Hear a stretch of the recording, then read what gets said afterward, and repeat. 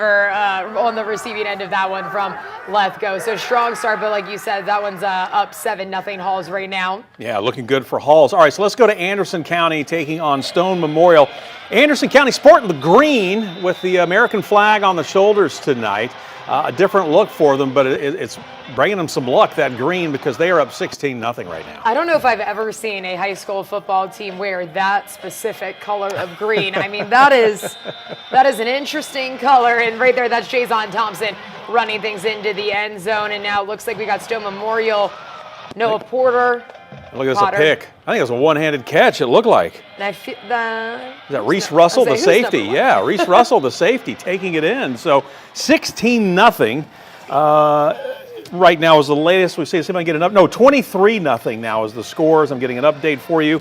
23-zip, Anderson County in control. Stone Memorial coming in 10-1 on the season, and but this is all new territory for them. Yes. So there may be some jitters coming into this game. That's why they're finding themselves in a hole early on. Yeah, very new territory for them. They have never won a second-round playoff game in the Panthers' history. So to get to this point, definitely uncharted territory. Not as uncharted for Anderson County. Obviously, they won that state title back in 2022, and then last year fell one stop short of that state title game to Macon County. There you can see Noah Potter, the senior quarterback for Stone Memorial. Last week, 15 of 26, 122 yards, 5 touchdown tosses, but he did throw 1 pick in that game. But Stone Memorial last week beat Loudon 44-21 in that game. They're going to need something like that to start cooking here, because like I said, they're down early in a hole right now. And again, here's Potter rolling right, and boy, look at the penetration and the pressure there from Anderson County. The defense stepping up just as much as that offense had. Is it Lane LaRue, number 9? Yeah, for Anderson County there with the sack. So good pursuit there by AC. That's a tough place to play. You've been out there. You've shot some of these games at Anderson County. And the best part about Anderson County football, the atmosphere comes at this time of year when it goes dark early. Yep. And you can see all the fireworks by the time that these teams run out onto the field. I mean, it's very cool at the beginning of the season, but you don't have the pitch dark. Yep. It just fireworks look better when they're up against a dark night sky. Yeah, that is for sure. A good look at Potter again. His team in a little bit of a hole, as we mentioned. They got to get something going, working out of the shotgun here. And we got whistles, so we'll stop here for a second. We had a flag already on the play. How big was that game, that win against Alcoa? Because Alcoa is on the road tonight at Upperman. I mean, otherwise this could be Anderson County on the road tonight. Yeah, Anderson County gets a win over Alcoa, which is a huge victory in itself. I mean, few teams have been able to do that. A region team hasn't been able to do that against Alcoa in over a decade. But the other big thing is Anderson County thought that they might be on the road really early, and now they have 2 home playoff games. And like you said, Alcoa's on the road, so I don't know if someone's going to be able to get through Alcoa before Anderson County runs into him again. But hey, why not give some people a chance, right? What a rematch that would be, though, right? All right, Potter eludes a sack and throws the I thought the receiver was able to hang on to it, but he wasn't. So looks like they're going to have to. Let's see where we are. Is that 4th down now coming up? They're going to have to kick this one away. Yeah, well, it's 3rd down and 1, or 3rd down. Yeah. I think ball on the third down and 23. Sorry, yeah, in the first quarter here. So fourth and 23. Thank you for changing it. There we go. That's why I thought they're a little bit behind us. 4th down, right? Yeah, right. We can see they're not in the as future. Fast. Exactly. So Stone Memorial is going to have to punt this one away. So Anderson County will get a chance here to possibly extend their lead to 30 if they can drive the field here and put it in the end zone. But they're off to a great start right now, and you go back and look at this season Anderson County has had.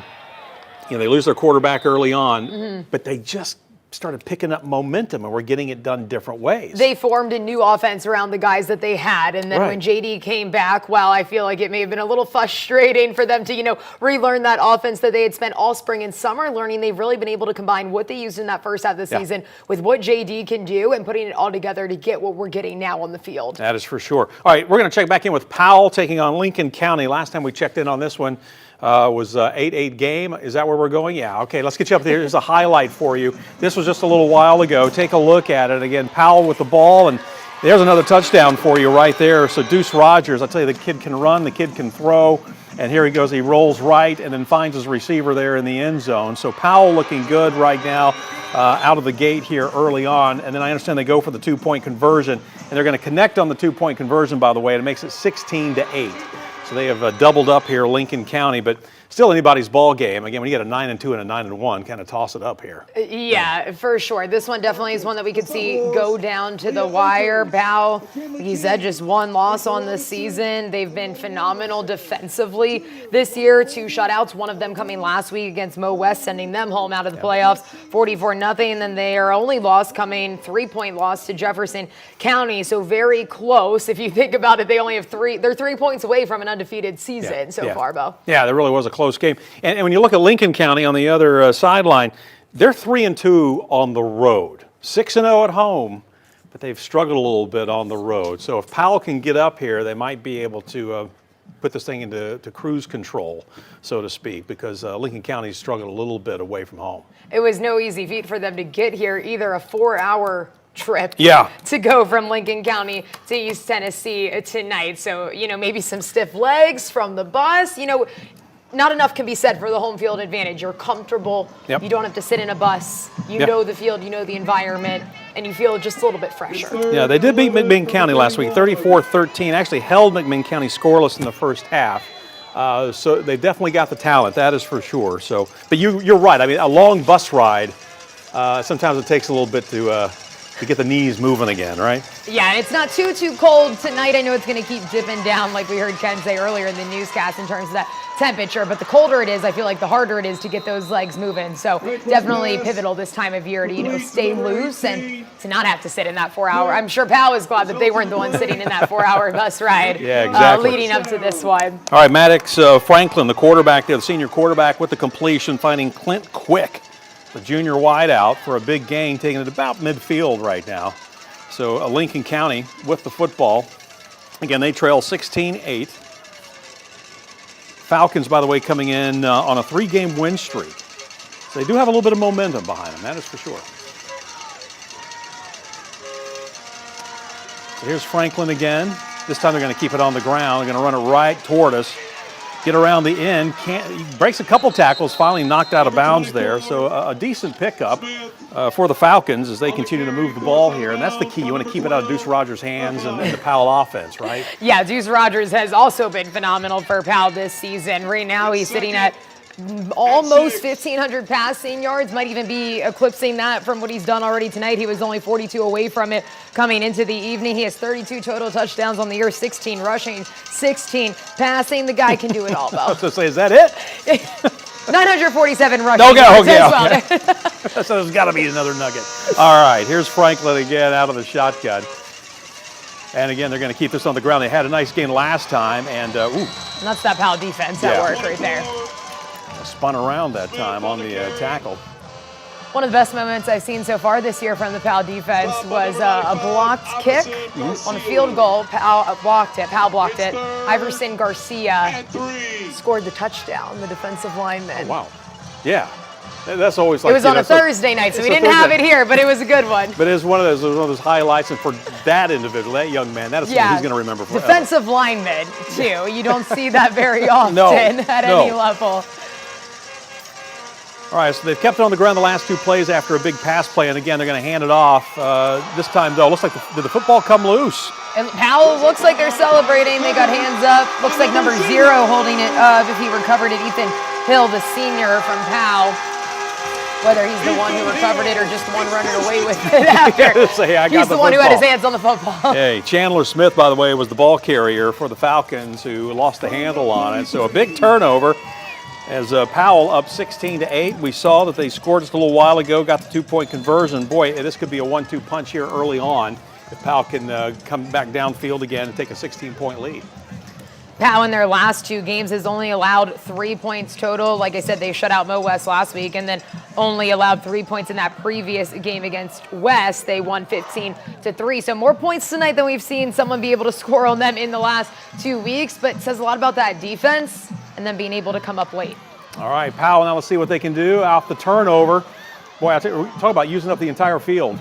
We had a flag on the play. You saw it there. All right, so we're going to hang with this game here for a little bit as Powell with the football, but let's see what the call is. Zion Jackson, the junior, was the ball carrier, went left and then came back right and probably ran going east and west, a little further than he was going north and south on that one, that's for sure. But let's find out what the call is going to be here. All I can think about is I want a sound effect anytime there's a flag. We'll add that next year.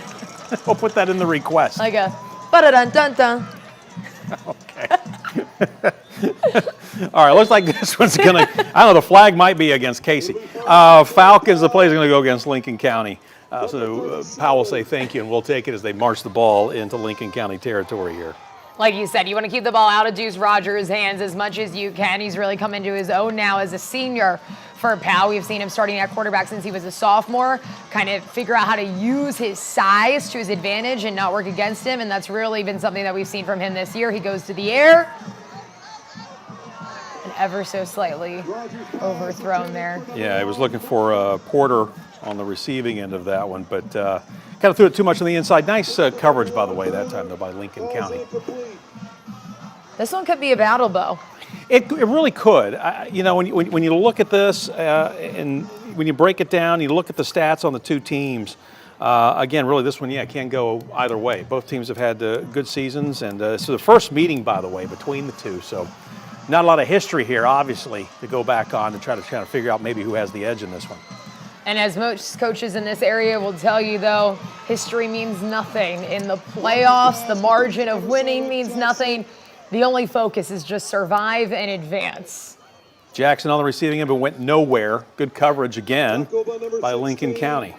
So seeing that defense work on both sides of the ball tonight. Last week, Lincoln County able to beat McMinn County, like you said, won by 21. So definitely capable of putting up some points. Yep. But also capable of stopping a strong offense. Powell averaging just a hair under 40 points. Rogers is going to keep it this time. And again, nice job by the red and white there as the Falcons kind of clogging up what looked like things were starting to open up on the end. But quick pursuit that time and shifting over there by the Lincoln County, and really nowhere for Rogers to go. Powell feels like they're in the mix every year of the playoffs, but it has been a few since we've seen them 4th and 12. Make it all the way to the state title game. And the score was 16-8 on that scoreboard. Yeah, that last one, yeah, they doubled it up on the last one. Are they going for it here? I'm trying to see what do we got, how we set up here. Well, Deuce Rogers is in the Deuce back, Rogers so is it feels back, like they're going for it. Might as well from the 39. Your defense is playing well. Here's the pass. What a catch! Wow. What a grab. To Zion Jackson with the catch there, number 7, a junior for Powell. And that's the other thing, Case. We talk so much about Rogers, but there are some other really standout players on this Powell team. So many targets that Powell has, both in the air and on the ground this year. And that's going to set him up right in front of the 10-yard line. I believe they're probably around the 12 or the 13, it looks like. So everybody getting in position now on the back end of the end zone. Let's see if Powell can. Get your cardio in. Yeah, you go. You know, you get your steps, that's for sure. So Powell, if they can punch it in here, they could take a 16-point lead, a 15 to a 16-point lead. They might get it on this play here. That's a touchdown. So again, Powell taking advantage and of the turnover of Ananda Walker, the senior. And let's see if they go for 2. They take a 16-point lead or they kick the extra point.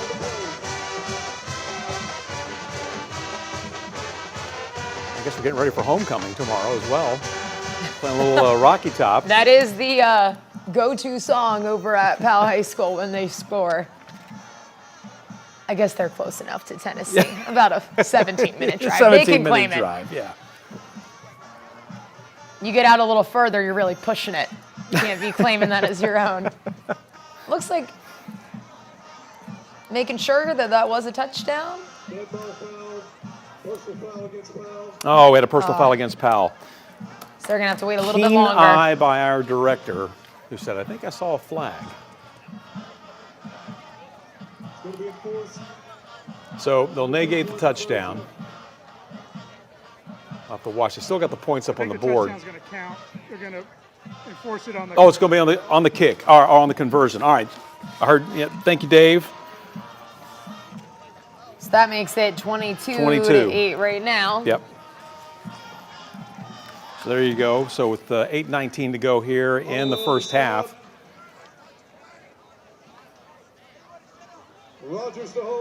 All right, so they're going to try to kick it. First time tonight after a touchdown, one for the 2-point loss, 2 touchdowns and got it. Or will they? When you got Deuce Rogers That's as your true. holder, I've seen it before know. from Powell in the last few years, absolutely. And there's they're the going to kick. go for the kick. Yep. I'll tell you what, doesn't get any better than that. 23-8. Powell rolling. Powell is rolling right now. Still plenty of time to go here in the first half, but Powell putting 7 more on the board. All right, let's go Lawrence County and Halls, Red Devils, at home tonight. Coming into this one 6-4. Lawrence County making the trip, 8-3 on the season. This happened a little while ago. Lawrence County coming back. You know, Halls was up 7-0 in that ball game, and then Lawrence County coming right back downfield there. Carter Pettigrew on the score, the junior running back. Yeah, just punching it in a few yards there. And here's another score for you as we take you around second quarter. Greenville, by the way, we saw it there 14-0, but they are currently, we're going to keep you up to date on what's going on around the area. All right, Riverdale, Maryville. We have not checked in Maryville here for since we've come on the air, so let's get you up to date on what's going on there.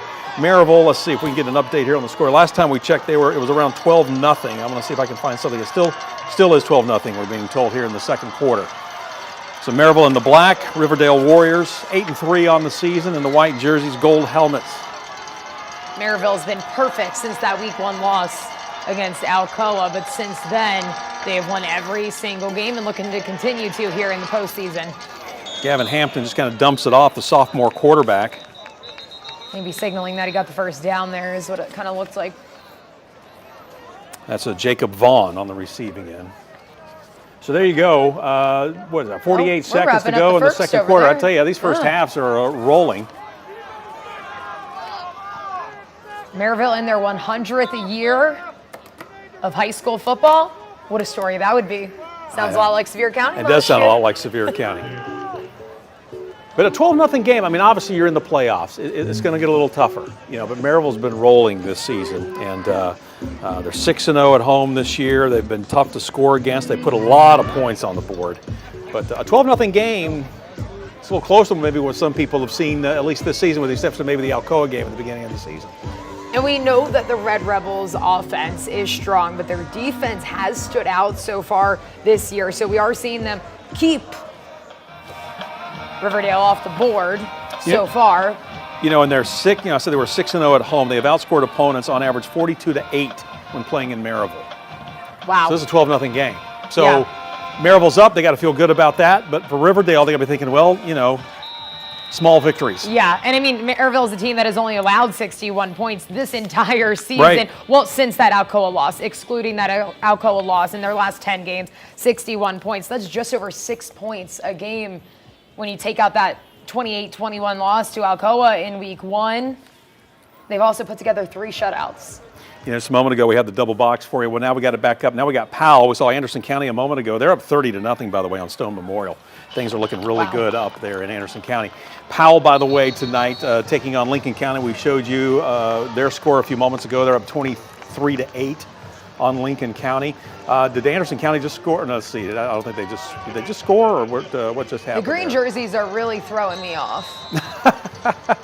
Okay, yeah, so 30-0 is the score there. So still 30-0 with 8 minutes to go in the second quarter there in Anderson County. Sam, thank you. All right, Riverdale, let's see what they can do here. They're down 12-0.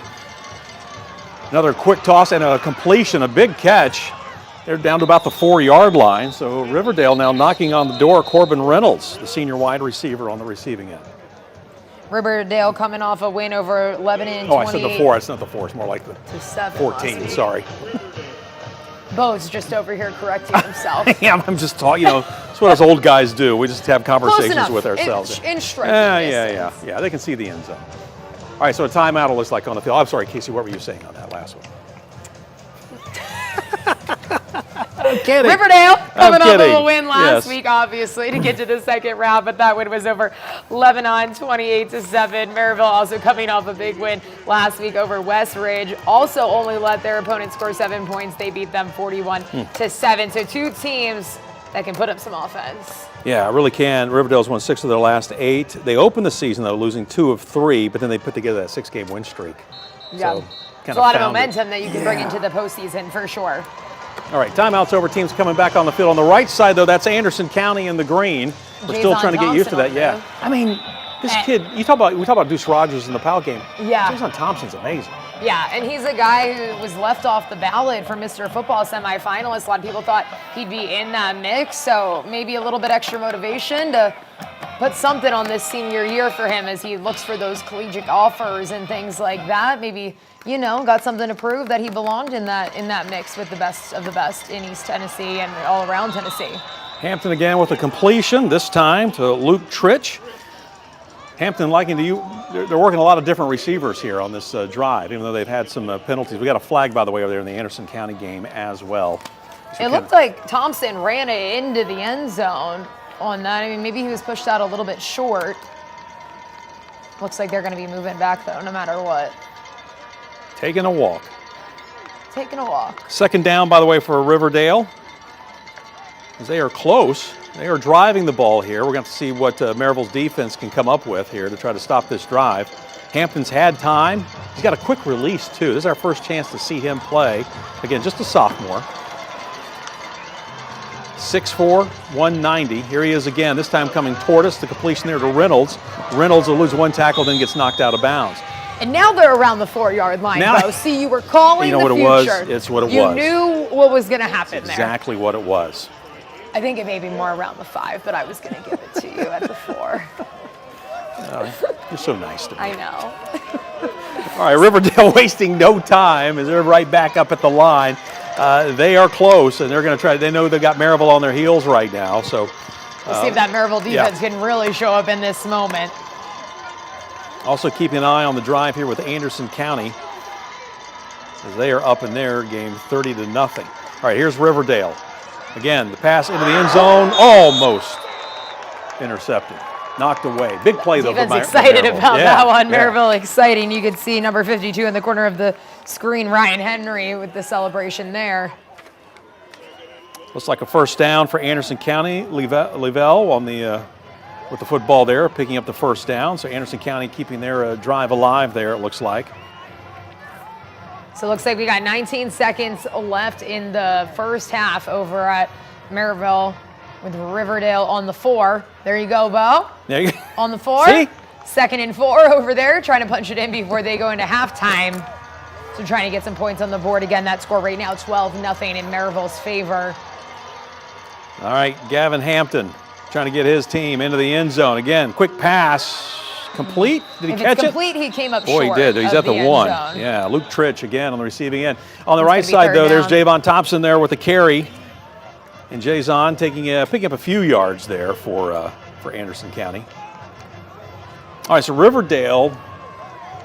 So we got 6:48 left in that Anderson County game. And as mentioned, we're probably down to about 12 seconds in this game. Look at that. Look at that. I knew. Spot on. 12.7 seconds.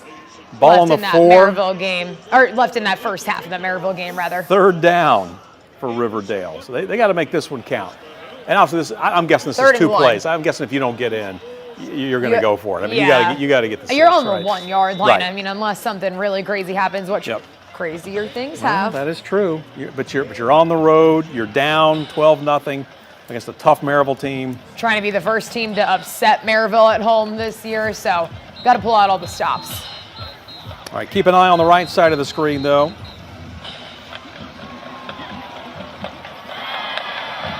Trying to figure out where the ball went. There you go.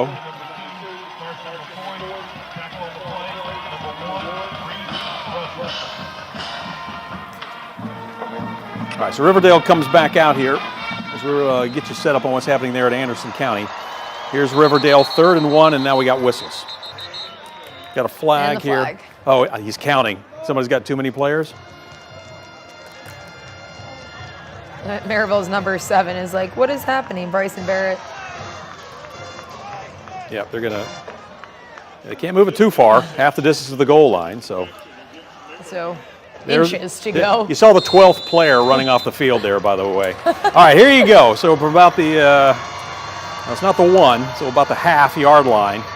Thought about running it, no steps back, go deep tosses. in the end zone. Too far. Yep. So they should still have a few seconds. It looks like 7 seconds on the clock. And it Oh, what a huge play. should be 4th. Yeah, it should I be believe, 4th and 1. When they catch up to how fast we're going here. 4th and about half a yard. Aiden Emmons. So remember, this Maryville intended defense target. has averaged just over And they're going 6 to kick. points a game. They're going to go for 3. They say, hey, we come this far, let's at least get 3 points. There's the kick, and it is good. So 12-3. 12-3. Red Rebels in control. Low-scoring game in Maryville as they're about to go to the half there. Maryville up on Riverdale. We got a lot more action for you. Some games getting to the half. We'll get you up to date on where everything stands when we come back. You're watching Friday Frenzy Live.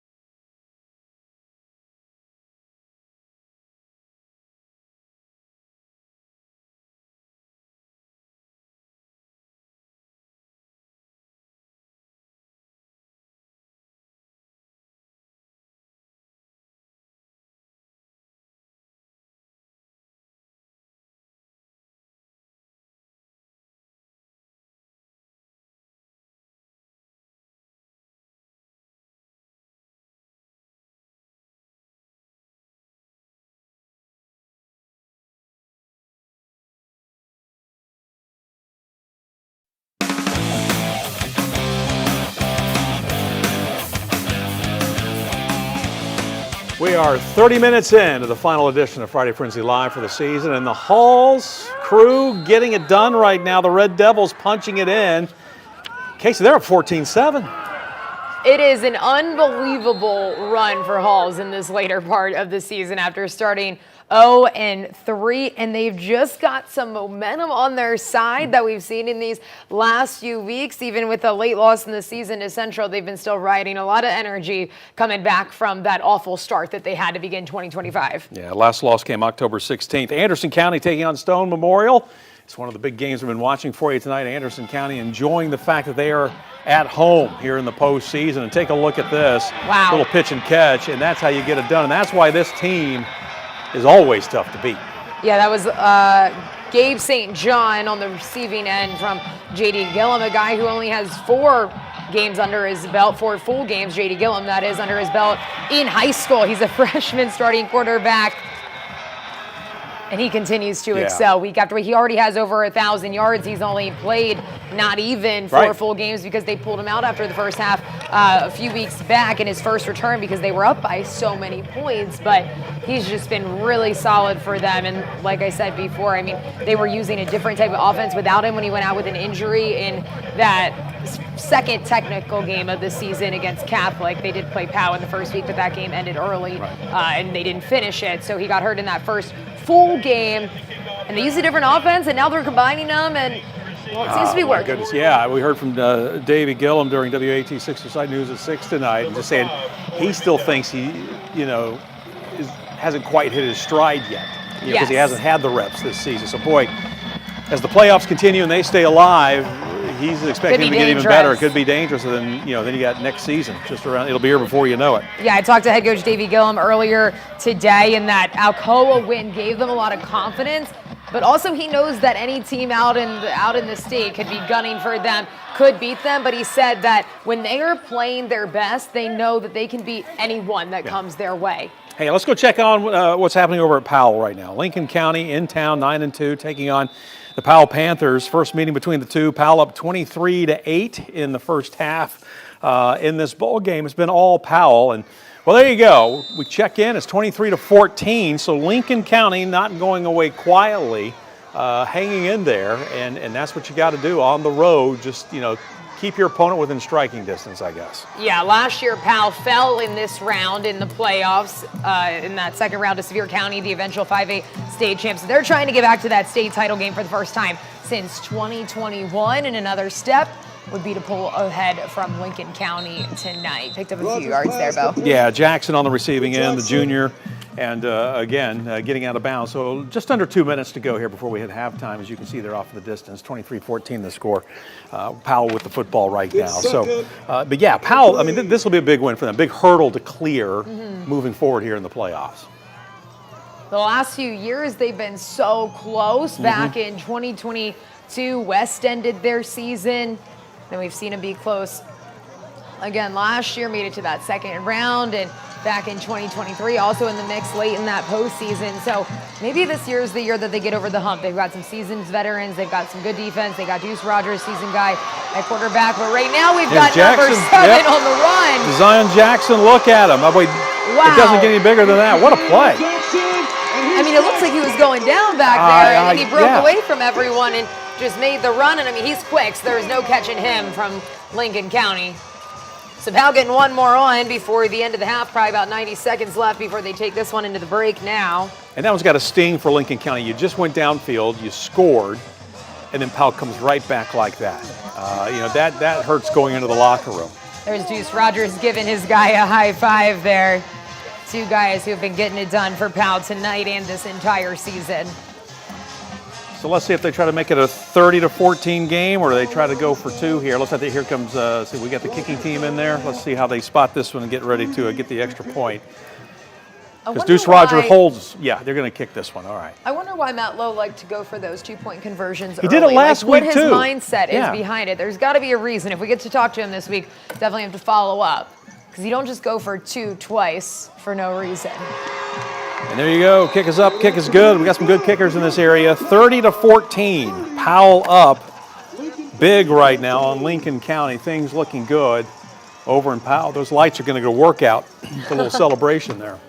Got some scoring today, Bo. Yeah, I tell you what, their team's really lightened up here. Anderson County's got 37 on the board. Powell's got 30 right now. So 2 teams looking pretty good. Let's take a look at some highlights for you. This was the score earlier from Anderson County that made it a 37-0 game. And no shock here who's got the football. Jason Thompson. Yeah, big hole there, and he took advantage of it. And you can't even give him half an inch, running through the I like through the hole he gives like the guy who's standing in the end zone a high five as he gets down there. I like that. He's high-fiving everyone down the sidelines. So again, big carry, big score, big things happening right now for the Mavericks as they are up 37-0 on Stone Memorial. Here's the high five. There it is. Watch, there it is right there. And it's just so cool, too. It's like, yeah, okay. And there you go. Everybody gets a high five. High fives and low fives as they're going along there.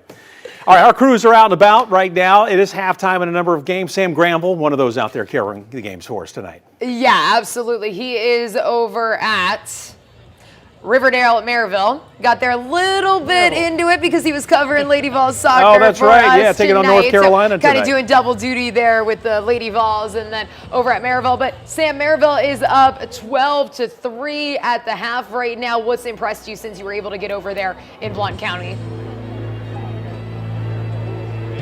Well, I would say up until that last drive, the Maryville defense has been unstoppable. You know, they've been getting in the backfield at will, getting after the quarterback until about as soon as you guys checked in. That's the best that we've seen this offense over here on Riverdale's side, moving the ball quick, able, like Bo mentioned, that quick release from the quarterback. That's something that looked very good in that last drive. Maryville's defense until that last drive looked incredible. Now, what we got now with that 3 points going to the half is momentum. Riverdale looking very good right there. I was a little surprised with about a half yard to go that they didn't go for the touchdown at the break, but points are points. You've cut the game to 9, and you know, you've got a shot heading into the half with that momentum. When I arrived, Maryville had just scored their second touchdown where it was 12-0. They decided to go for 2, so I'm not sure if they scored, missed an extra point, or went for 2 on the first touchdown, but they certainly went for 2 on the second touchdown, and that one was no good as Riverdale held them to a stop. And this is a team, an opposing team that has 3 losses, so you know, when you look at the record, you might not think that this is a team that could come in here and upset a team like Maryville. However, the 3 losses that they have on the year are all against top 20 teams statewide. Their most recent against the 3rd-ranked team in the state in that Week 1 loss against Catholic. So they've certainly been tested. They've played teams the caliber of Maryville, and we'll see what happens in the second half. Yeah, you know, Sam, excuse me, we were talking, you know, Casey and I, they're 6-0 at home this season, Maryville. The fact that they're only up 12-3, we're talking about for Riverdale, they got to feel pretty good about themselves getting the 3 points, and I agree with you. I'm surprised they went for the 3 instead of the 6, but they got the points. But for Maryville, they really haven't been in a lot of tight games like this, except maybe the first game of the season, but especially at home. So it'll be interesting to see how they come out here in the second half. Yeah, absolutely. And after they scored that second touchdown, they got to stop right away. It was 3 and out. They forced Riverdale to a punt. They were marching right down the field. It looked like they might go up by a 3rd score, but that's when we saw a great stop, a great gutsy 4th down stop by Riverdale, forcing a turnover on downs with inside the 20-yard line.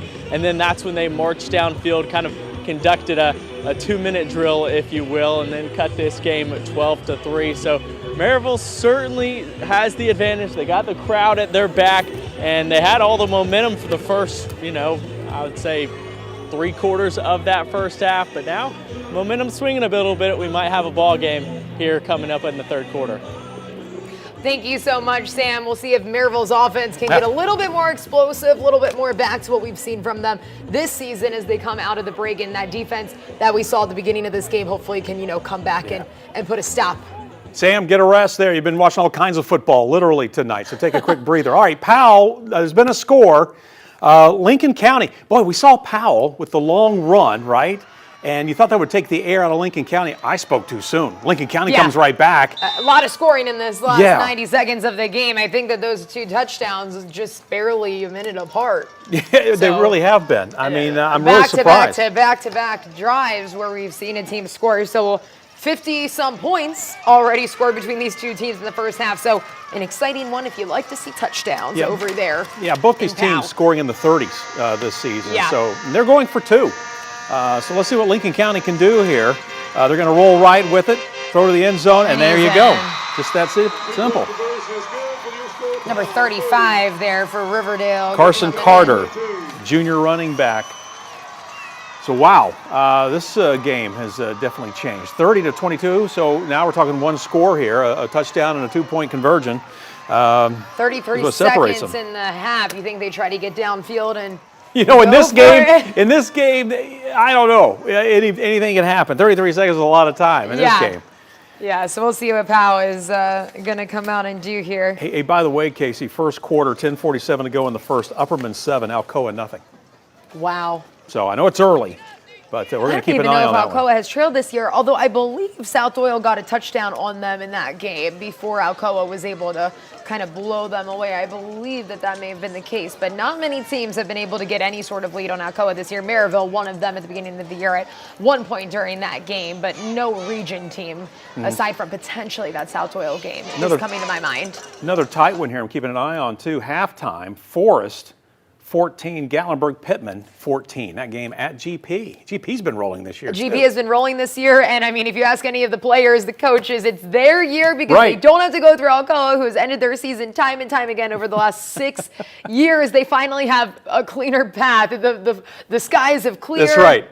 And the sun has rained down in the Smoky Mountains for Gatlinburg-Pittman, and they are trying to take advantage of it. So, But could a team named Forest High School, could they come in and just ruin everything? yeah, they could bring those rain clouds right back. They're going to cloud the sunny skies with all of their trees flourishing We'll say they get, up in the Smokies. it's like We're getting get deep you in a the poetry book analogies here or here, something yeah. that we're writing. Getting deep. All right, 14-14. But GP coming in 11-0. Forest 8-3 on that one. Sevier County also up 21-7 late in the second quarter. That's a tight one. But Walker County usually, Walker Valley Rally usually has a pretty good team. They're 8-3, so that's a good matchup in the mountains as well. Yeah, Sevier County trying to make their trip back to the state title game, maybe go back-to-back state champions. And I mean, they have all the pieces to do it because they barely lost anyone from last year's state championship team. Yeah, that's true. I mean, the Sevier County team is fun to watch. Hey, stay with us. We got more for you. Scores coming in. We still got a whole second half to a lot of these games, and some of them still a toss-up. So keep it tuned right here to Friday Frenzy Live.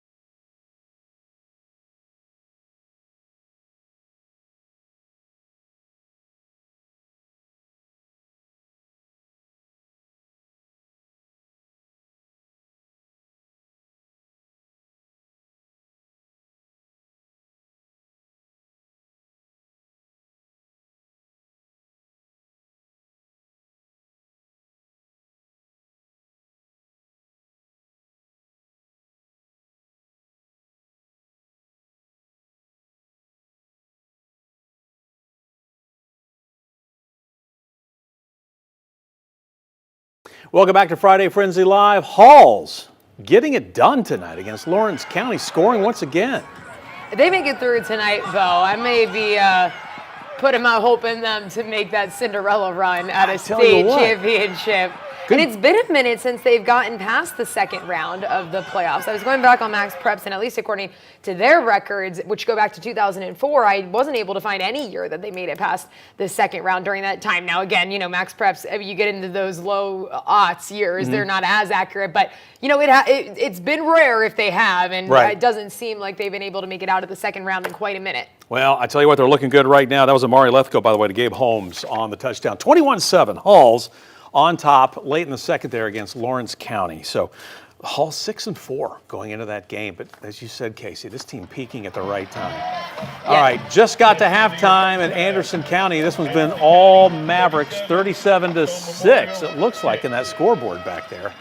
We'll have to double check that. I thought it was a 37, but it definitely looked like a 37. Yeah, but it looked like they put a, 37-6. Yeah, Stone Memorial did score. So 37-6 instead of 37-zip. So Stone Memorial, at least they're going into the locker room thinking, okay, well, we got some points, because this was a 37-0 game. Every time we checked in out there, Anderson County was putting the ball in the end zone. We've got 31 points to make up for in the second half, while also limiting Anderson County. So we'll see what they can do offensively.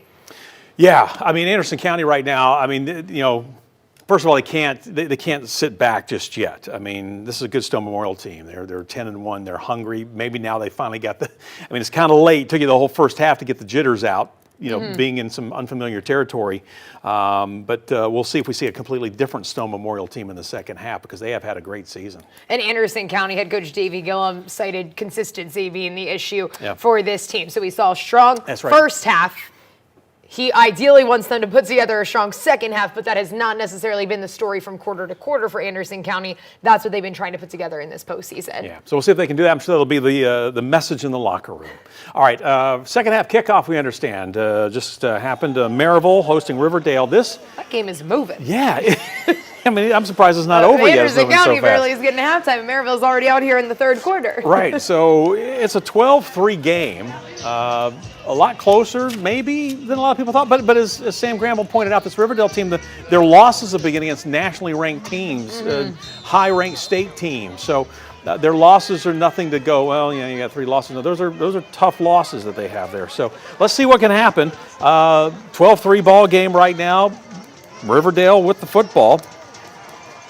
They get to open up the half with the football. They close the first half with the football. And another completion. I tell you, like I said, we don't see a lot of Riverdale here, but Gavin Hampton so far, the sophomore quarterback, very impressive with what he's been able to do. We mentioned earlier, 6'4", 190, a big kid, has a good arm, has a quick release from what we've been able to pick up here. And he's got a good core of receivers to go to.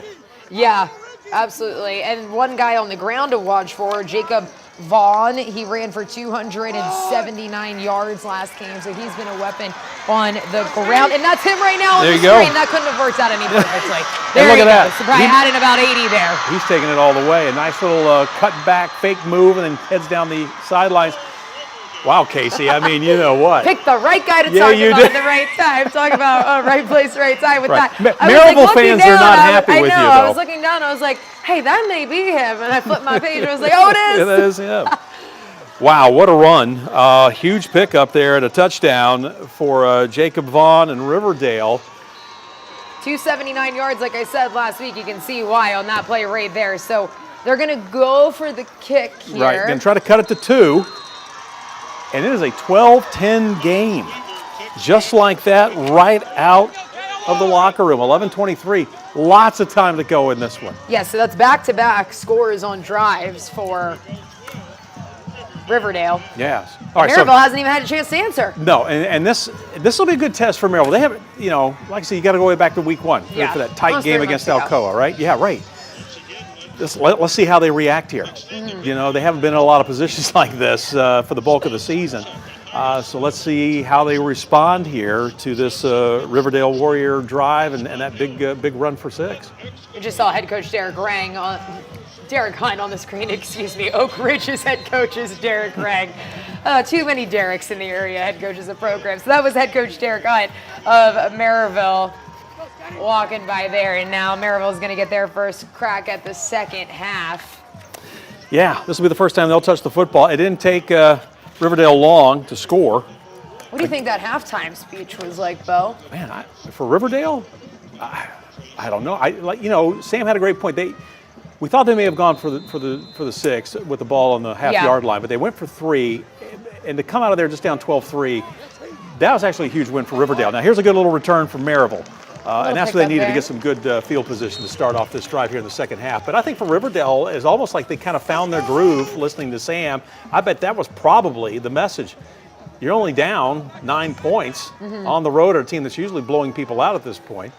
Just keep doing what you're doing. Yeah, pivotal for them to get something on the board before the half. I think if they don't, you're looking at a different ball game here a few minutes into the second half. That was Torrey Beaufort on the return there for Maryville. He's done big things this year. Last game was one of them. He had 118 of Maryville's 372 yards offensively. He had 2 touchdowns receiving. He had 1 on the ground. Cam Porter on the carry there. I thought I was going to have another moment where I looked up and it was Torrey there, but I was mistaken. So Will Jones is going to try to drive this Maryville team downfield. Yeah, Will Jones, another guy who's been big for Maryville this year. Last game, 11 of 14 passing, 272 yards, 3 touchdowns. He has over 2,000 passing yards on the season, 31 passing touchdowns, not total touchdowns. And watch for him to touchdowns. Yeah, I mean, and he's got a good little stable of crew to look at, but he has nowhere to go this time. Line of scrimmage. Boy, big defensive play there for Riverdale. I mean, they were coming on that one, and Maryville really didn't have a way to keep them out of the backfield. Caleb Woods, one of the linemen there, 6'2" senior, in on the tackle there for Riverdale. Will Jones in his 3rd year starting at quarterback at Maryville. He is a junior, started since he was a freshman. That year in 2023, they cycled through a few quarterbacks and then finally landed on Will Jones about halfway through the season, and he's carried them ever since. And this is a good spot for him to show his experience being back there all these years. Right now his team, they're up, but they kind of got their backs against the wall. Whistles blown here as soon as the ball was snapped. And I'll tell you, the Riverdale fans, I don't know how many they brought. We saw a quick glimpse of them there, but there's a lot of cheering. They are loud. Yeah, I was just about to say the same thing. It looks like, they're pumped up on that sideline, and Maryville's moving back a few yards. They're going in the wrong direction. So it looks like, let's see here, 3rd down, and all cheers right now on the far side of the field for the Warriors and the fans that made the trip. I think we got a timeout. I'm not quite sure what they're trying to spell in the student section with those shirts, and I'm a little scared to guess. Yeah, you never know. Timeout on the field, though, right now with 3rd down. Big play coming up for Maryville with a 2-point lead and a Riverdale team. I think it's the Tribe. I think so they are the Warriors. Yeah, so I guess that's what they go by, the Tribe, right? So we'll see what Maryville can do. They've got to find something, because right now all the momentum is going with the Warriors. Yeah, especially coming off of that sack. You scored to end the first half, then you scored to open up the second half. So 3rd down. And then you take them down on offense. Yeah.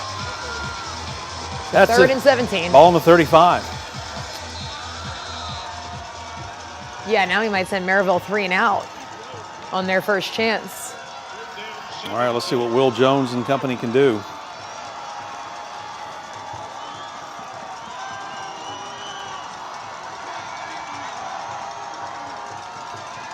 Looks like he's going to go for the air here. Oh, he's looking. Makes room. Going deep on this one. And my goodness, what a catch.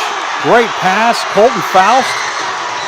It's a great shot by Sam, too, on that football. Huge play. I mean, they had their backs against the wall. 3rd Riverdale and 17. fans are going crazy. Yeah, 3rd and 17 on the 35. That's going to hush the Tribe. Right. So now we got to listen. Will the Red Rebel fans now start to pick it up here? Yeah. So that's going to set them up. It looks like on the 5. I was going to say on the 6, but on the 5. And Maryville with a chance to punch it in on their first drive of the second half. Just like that, how things have changed here on this drive. Get them the energy back a little bit after Riverdale's been kind of stomping on them the past few minutes. Beyblade on the carry. Probably no gain on that one. Give him a few yards, it looks like, but yeah, it's still got some work to do for Maryville. Looks like it's on 1, 2, 3. So pick up 2. Second down for Maryville. Maryville trying to extend their season. Last year they were stopped 1 stop short, going back to the state title game for the first time since 2019 when they won it after a perfect 15-0 season. There you go, touchdown, yeah. That's how you do it right there. Cam Porter on the Senior score. running back. So that's going to make it 18-10. Don't want to count that extra point too early. We learned in week 2. We have Don't learned. do that. But a big score. I mean, big score. After that big went in play, a completely different direction that it was looking like it was going to go. It backed up against the wall, 3rd and 17, and then 3 plays later, you punch it in to make it 18-10. As low as the first half was, could it be a high-scoring second half here? I feel like Sam gets stuck at these low-scoring games in one of these quarters. He's seen a lot of them, but sometimes it does pick up in the other half. We've seen that before at Sam's games, but he's really been stuck with a lot of these low-scoring defensive shootouts. Well, we're going to give him some excitement here in the second half. All right, 19-10 is the score there. Let's check in with Sam Rothman. She's been watching things for us up in Anderson County. Anderson County taking on Stone Memorial. We thought this one may be a little bit closer. Stone Memorial coming in 10-1. Anderson County coming in with just 2 losses on the year, but the Mavs have taken control. Why is that, Sam? Yeah, I mean, they just look like the better team. Anderson County started the game kind of iffy on offense, so Memorial forced a quick 3 and out. But then the next drive, how about the next 5? Anderson County scored on a couple of picks in between there too. And they've just looked really good. I mean, it's been the usual suspects, Lavelle, Jason Thompson. J.D. Gillum also looks like he's in a rhythm tonight as well. Defense has been able to stop Stone Memorial. It's just on all sides of the ball, it's been going in Anderson County's favor. Now Stone Memorial did punch it in at the end, a kind of a late last-second touchdown. They went for 2, weren't able to get it. So the score is 37-6, but I don't see a way that Stone Memorial is able to claw its way back in this one. I think AC is on its way to the quarterfinals. I was going to, oh, look at that at the halftime. Already making the prediction there, Sam. There you go. I was going to say, is there any way, can Stone Memorial take anything from that late score? But you're saying no, this is all going to be AC. I have to watch myself because I am filming on the Stone Memorial sideline. Oh, so yes, now please. I'm like looking over my shoulder, just making sure. Making sure no one heard me. But yeah, I mean, I do think that gave them a little bit momentum. It was just like a big splash play that they were able to punch it in on. They did go for 2. Now Noah Potter was sacked when they went for 2. So whatever momentum they had, on that touchdown drive kind of was taken away, and that's how you ended the half. I just think Anderson County has really been in control of this game. What is the math? 21 is that 21 points? 31. No, 31 points. 31. Oh gosh, Yep. I need to go back to high school. I need to go back to high school myself. 31 points is going to be hard to make up for this Stone Memorial team, especially on the road. Anderson County really in control of this one.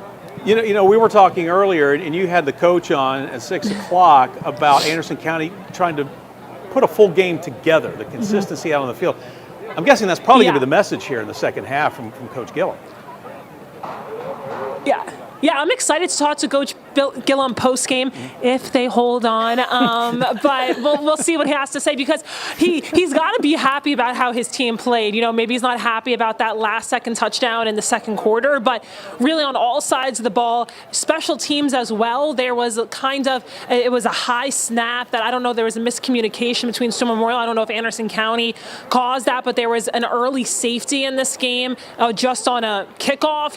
Just like everything has been going Anderson County's way. those 2 interceptions. Noah Potter had 5. I heard you guys had 5 touchdowns in that last game. No interceptions. He had 2 in the first half. I mean, just Anderson County has been able to force this Stowe Memorial team into a situation they haven't faced all season, right? We talked about a 10-1 record. They really haven't faced adversity like this. The Panthers have been in control of those games, and it would be interesting to see if they can handle this adversity. But I think that Coach Gillum's got to be happy with how his team has played offensively and defensively in this game. Sam, I've got a quick one for you. Is Ella in attendance tonight on the Anderson County sideline? Because we have not seen her yet, and I expect that to happen in the second half.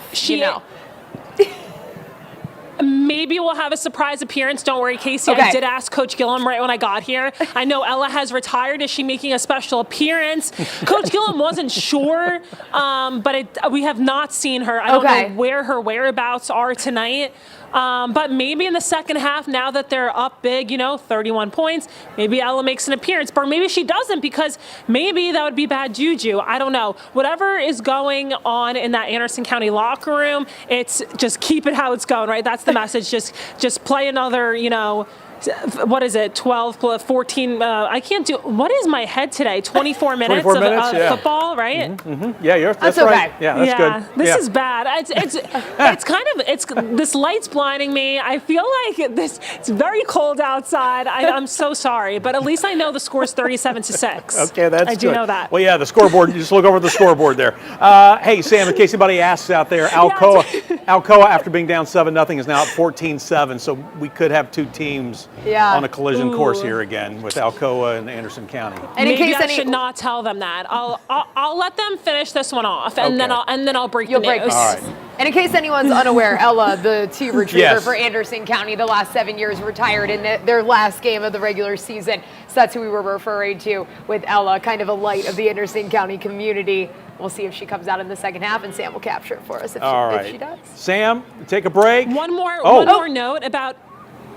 No, go ahead. I had a comment. Can I have one more second? Yeah. So Anderson County is known for its fireworks and all that. You see the green jerseys. They did a special Veterans Day fireworks show. I've heard it cost a lot of money. I'm not going to say the exact number, but it was worth the price, whatever they paid. It was really cool. So make sure, I'm doing a little teaser, make sure to tune in at 11 o'clock, because I'll have that fireworks show in the 11 o'clock news. A little teaser. I'm looking forward to that. Their fireworks shows are unmatched over there in Anderson County. The whole program there is amazing, and I like the green jerseys. By the way, yes, the green jerseys. It is a color I've never seen though on a high school football field. Oh, by the way, 14-14 now. Upperman just scored that Alcoa game. That's a tight game.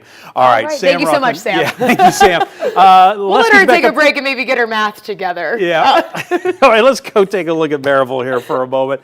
Let's get back to the football action. Maryville taking on Riverdale, 19-10. Last time we checked, and I think Maryville just scored. There you go. Picked him up in the end zone. I tell you, maybe Maryville's finding the groove here. That's Will Jones, I believe. Yeah, Will Jones there. Appears that he punched it in.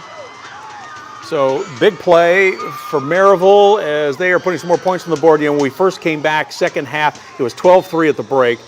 Riverdale comes down, scores, making it a 12-10 game.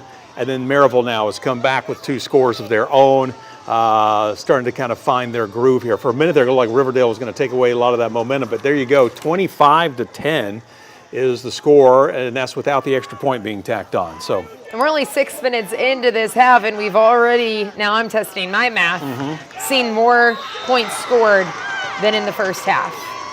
I believe I'm correct on my math there. I am. More points scored in the first 6 minutes of this half than we have the entire first half of this game. We're really testing our math skills. Tonight, we were all broadcast majors. This just isn't fair. Yeah, math was not part of the curriculum when I was in college. All right. At all? No. If not, didn't go to those classes. I have not had a math class since high school. I'll just fess up to that right now. 26-10, that is the score. We're going to take a quick break. Maryville back up big by 16 right now. Stay with us, more Friday Frenzy Live in a moment.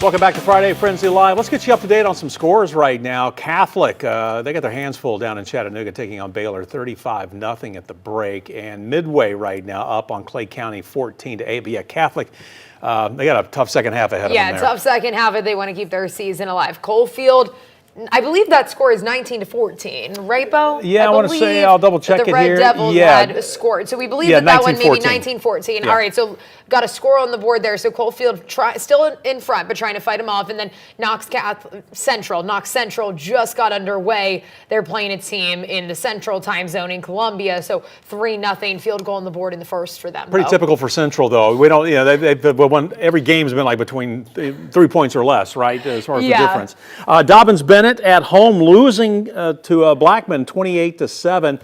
And then Gallenberg-Pittman. We were talking about this one earlier. Of the night, yeah, 14-14 to Forest. The Rockets right now with a good first half performance. Their GP's been tough to beat this year, unbeaten. So yeah. And there's another shocker to me. I don't know a whole lot about Battleground, but 28-7 for Grace to be at home down 28-7.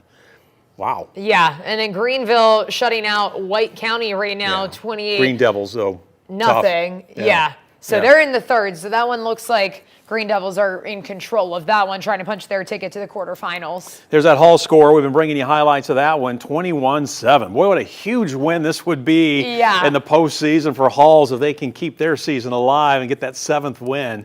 That's the kind of team that makes someone excited about high school football in the postseason. It really is. Seeing that kind of story after the start that they had. Yeah, because at the beginning of the season, you're thinking there's no way that team's going to the postseason. Gibbs on the road. They trail Red Bank right now in the third, but still plenty of time on the clock. Gibbs has been on the road. They had a huge win. What was it, Elizabethton? I think they had to go up there at the beginning of the season or the beginning of the postseason. So they can get it done. Hall's on the road, too. Yeah, that's true. Science Hill and Rockwood tied up at 7 right now at the break. Science Hill, the Hilltoppers, with a big win in the playoffs to stay alive, but they're at 7-7 right now last week with that big win. And South Pittsburgh over Oliver Springs right now, 14. South Pittsburgh, I feel like every year is ending someone's season in our area. Usually it's Coalfield a little bit later down the line. And then Alcoa and Upperman, Bo. This one is one that you have been watching all night over there on your iPad, tied up at 14-14. It's just, we don't, well, I take that back. We don't. We did. We've seen Alcoa in 2 tight games this year. Maryville, which they won, and then Anderson County, which was tight for a while until the late moments of that game when Anderson County pulled away. But, it'll be interesting to see how Alcoa responds in this one, 14-14. Yeah. Interesting. All right, let's go back out, check out some live action. Second halves have gotten underway in at least a few games right now. One of those we're watching for you, Riverdale at Maryville. Maryville looked like they were in trouble early in the second half, and then all of a sudden they put 2 more scores on the board, but back comes Riverdale. Yeah, this one has been exciting, to say the least, coming out of halftime. Yeah, 25-10 your score right now. Maryville on top after those 2 scores. After it was 12-3 at the break, and then Riverdale on their opening drive in the second half, huge play made it a 12-10 game, and then Maryville, it was kind of like they were a little sluggish coming out of the locker room, and then they kind of woke up and scored 2 quick ones. That's why we're at 25-10. All right, so there you go. Here comes Riverdale with that sophomore quarterback, Gavin Hampton. Hampton again, almost intercepted. And that would have been number 2 from Maryville. Jackson Rutledge on the coverage there. Looks like he had it in his hands. It kind of bounced off of him.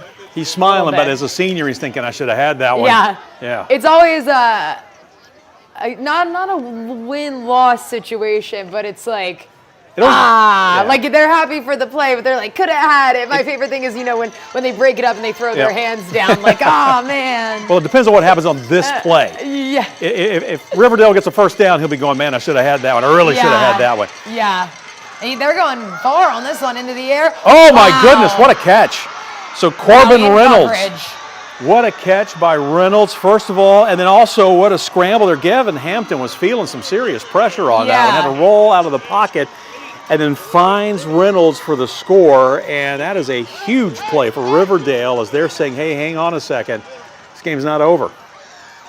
What is that, back-to-back scores on 4 drives now? I think so, I think you're right. Every single drive of the second half so far has had a score quite different than what we saw in that first half. All right, so it was 26-10, now it's 26-16. Let's see if they'll go for the 1 point, the extra point, or will they go for the 2 point conversion here? Let's see what they decide to go with. Because if you go for 2 now and then you score again, go for 2, you tie it up. Again with the math. They're going to talk about it. They say, well, let's think about this for a second. They're going to do the math themselves. But yeah, I think you're right, Casey, because Riverdale came out. Well, somewhere in there, Maryville had to get the ball back. We don't know what happened. That's true. So it could have been a turnover, could have been a punt. Not 100% sure. But regardless, both offenses have been pretty successful here in the second half. That much more so than what we saw in the first half. Yeah.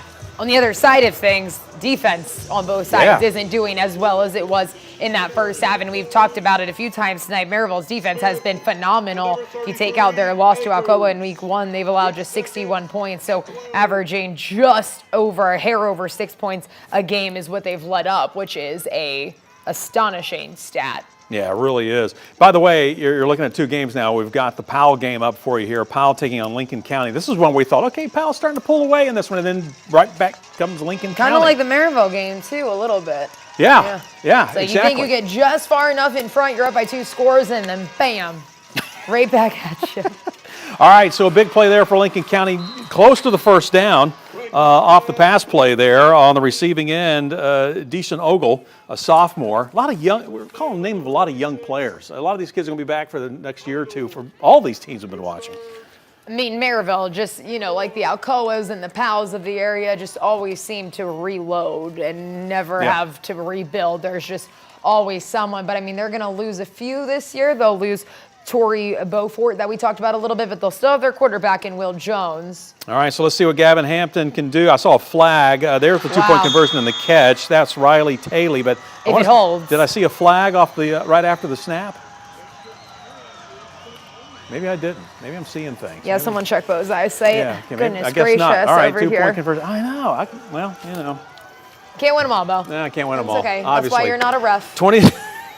26-18. There's a joke there somewhere. So Riverdale, though, they put some more points on the board. Boy, that's a game we got to watch closely for you. All right, let's go back to Lincoln County and Powell. And back comes Lincoln County. Boy, they're knocking on the door here. This game, a tight ball game. Lincoln County driving. Looks like they're around the 5-yard line.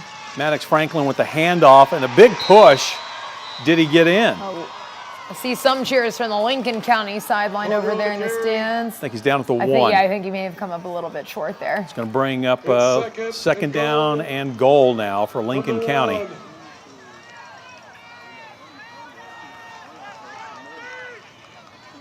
Boy, a couple of games we thought were going to, were looking like blowouts, and are now anybody's game. Yeah. The one I think that we are still safe with is that Anderson County game. I'd have to agree with Sam that Anderson County has all but punched their ticket to the quarterfinals with what they were able to do in that first half so far. And Franklin hands it off, and boy, big play for Powell, yeah. Yeah, that's Iverson Garcia there from Powell. That's that guy that I talked about scoring a touchdown as a defensive lineman in an earlier game this season. He has been a monster on defense for Powell. A few years ago, they had a guy, Steven Souls, now plays at Kentucky, and I feel like Garcia is very similar in the way that he's just been so dominant for Powell's defense. All right, so Lincoln County will line it up again. Let's see what they can do. Powell, can they dig in and keep him out of the end zone? This time they snap it to the tailback.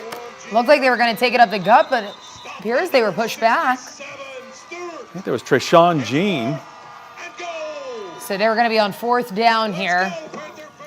Wow, what a stand by the Powell defense. So tighter game. Do you take the points, Bo, or do you try to punch in this touchdown here? 4th and goal. 30-22, regardless, however you look at it, it's going to be a 1-score game. I don't see a kick team coming out, so it looks like they're going for it. Can't get a first down. So there's the snap. Who's got the football? The keeper there off there spins. Did they keep him out of the end zone? Yeah. Oh no. Well, we've got number 4 from Powell. So the ref was right there to call the touchdown. And that is a huge play and a huge score, and we'll see if they can tie this one up. Do they go for the 2? You know, 30 to 22, so 30 to 28 is where we're sitting right now. So do you go? I say you got to try to tie it up. I think you go for 2 at this point. I think if you were a little later, well, no, I think you still go for 2 no matter what. Yeah, I think so. I think so, because regardless. No matter what, you're still going to need a field goal, Right. even if you miss a 1 or you miss a 2 or you get 2 or you get 1. You're still going to need something more to win, and you would still need that field goal to be able to get on top, whether you miss it or you make it anyways. All right, they're going to call a timeout here. Taken by Powell. So Powell's going to call a timeout. This is a huge play, obviously, to try to keep them out of the end zone. But like you said, it's still going to be a one-score game. But you'd rather it, you'd rather at least have the lead than making it a 30-30 game.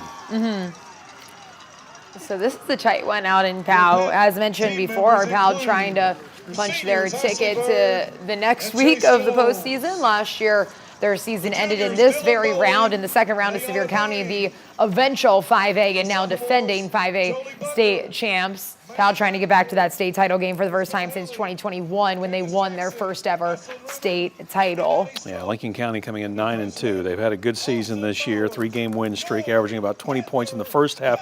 So we'll see what they can do here in the second half. They're averaging 34 points a game. They've scored 35 plus 6 times this season.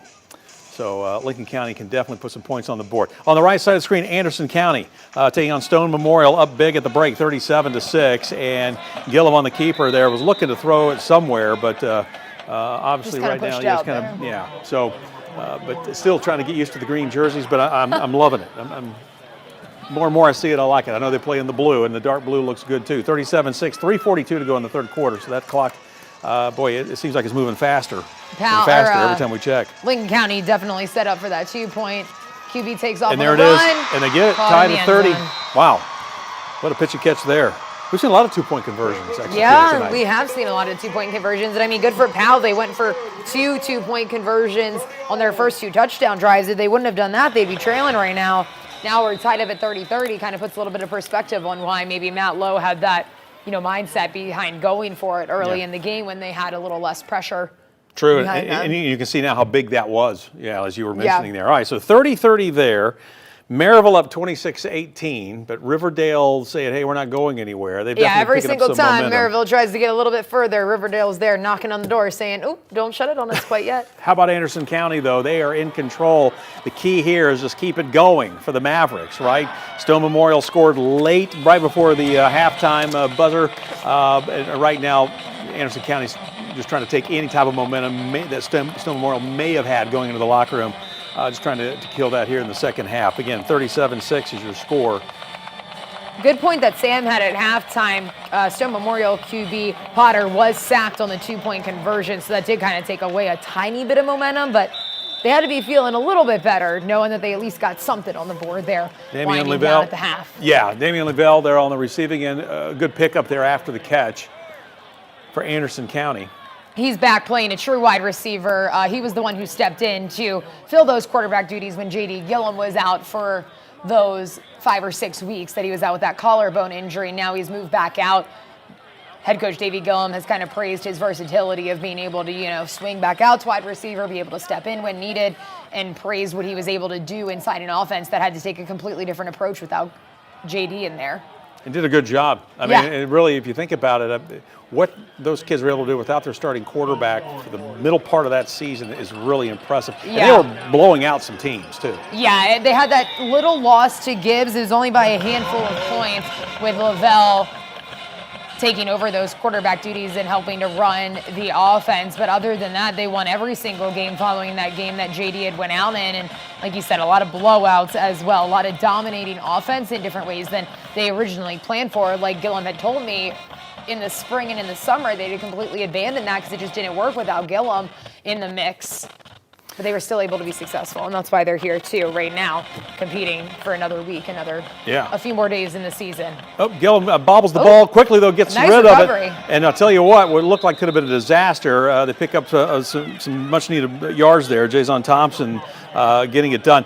Taking a look at some other scores, by the way, while you're watching this. Alcoa Upperman now 21-21. Knox Central up 10-7 now on Columbia, so still a 3-point difference for Central. They love their close games. They are just in nail-biters every week. Aside from last week, there was nothing close about that one with Central last week in the rain. All right, so let's see. Much more beautiful night tonight out there. Oh, my goodness. A little chilly, like Sam said. Yeah, a little chilly, but I'll take it considering where we were Monday. Yes. I mean, this is it's like night and day almost Monday for was November. a little bit rude from the weather, I will say. I did not move down to the south to have that's sub 30 degrees in early November. That's true. That is want my true. money back. It was cold. I think that was a little cold for everybody, even for this time of year. Hey, let's take a look at some highlights here for a moment. We've been talking about Halls, up 21-7 against Lawrence County. Halls coming in 6-4 on the campaign here, but really it hasn't been until the second half of the season we've seen this team just find a groove. And then you see it again. Take a look here. Another touchdown toss. Wide open. Yeah. So Halls rolling right now in North Knoxville. And they're getting to host a playoff game. That is only happening because Lawrence County upset Rea County last week 38-20. If that wouldn't have happened and Halls had to play Rea County, they would have been on the road. So this was not in their bingo card, and everything's going in the Red Devils' favor. I was going to say, it's like it's in the cards. But 28-7 now, Halls on top. All right, Grundy County and Eagleton. First time we had a chance to look in on this one. Eagleton up 10-0 at the break. And I tell you, this is a team we haven't talked a whole lot about, but boy, they can put some points on the board, that is for sure. And so Eagleton at home. Blount County, I tell you what, I don't care what school it is in Blount County, they're all having good they're all feeding off of each other. And Eagleton, by the way, is coming off their very first playoff win ever in the program last week to land them in week 2. But now we're going to take things back out live to Maryville. That's right. So we're staying in Blount County, but taking a look at Maryville and Riverdale. And so let's see if that was like that number score. 4 is a little bit hyped up here for Maryville, though. So Cam Porter. May have been a touchdown. We'll get some confirmation here. Sam Granville with the camera work. Yeah, so 32-18. So just like that. Back come the Red Rebels. See, we were talking about how Sam has had these low-scoring games all year, and now he's getting, Look at this here's treat the gift. Gets. It's a present. He's getting a little bit of a shootout here. We'll see if Riverdale can come right back, but they're going to go for the extra point. They get it. That would put them up by 15. Yep, Hudson Jamerson with the kick, and it's good. So there you go, 33-18 Maryville on top in the second half. Stay with us, more Friday Frenzy Live in just a moment.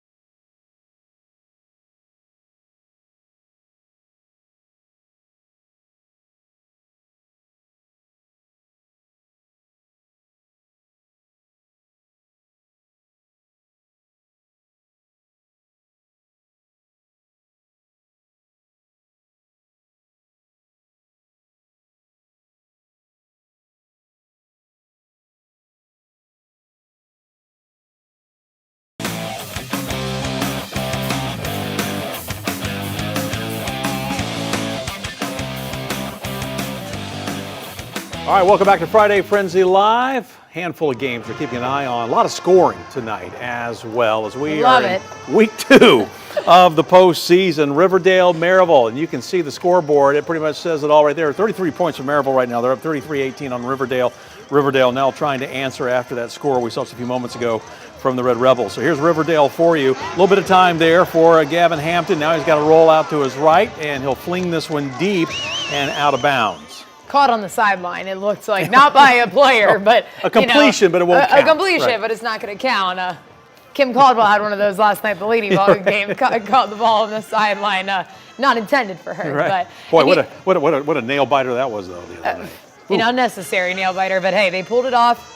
And hometown girl Avery Strickland played for UT for 2 years. Now she's at Belmont, but had, I would say, the game of her career so far. So it's always nice to see Farragut alumnus from her. And this one, 10:24 left in the fourth. So third down, 24 to go. Riverdale deep, and they're into the field.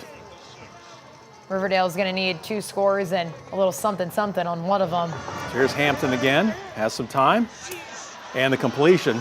And the big pickup right across the middle there, and immediately turns it upfield. So big play there for Riverdale to keep their drive moving as the Warriors continue to move down the field now. They got a little bit more breathing room, and looks like they'll probably have to move the chains on this one. On the right side, Powell, right now they're in a big fight at home against Lincoln County.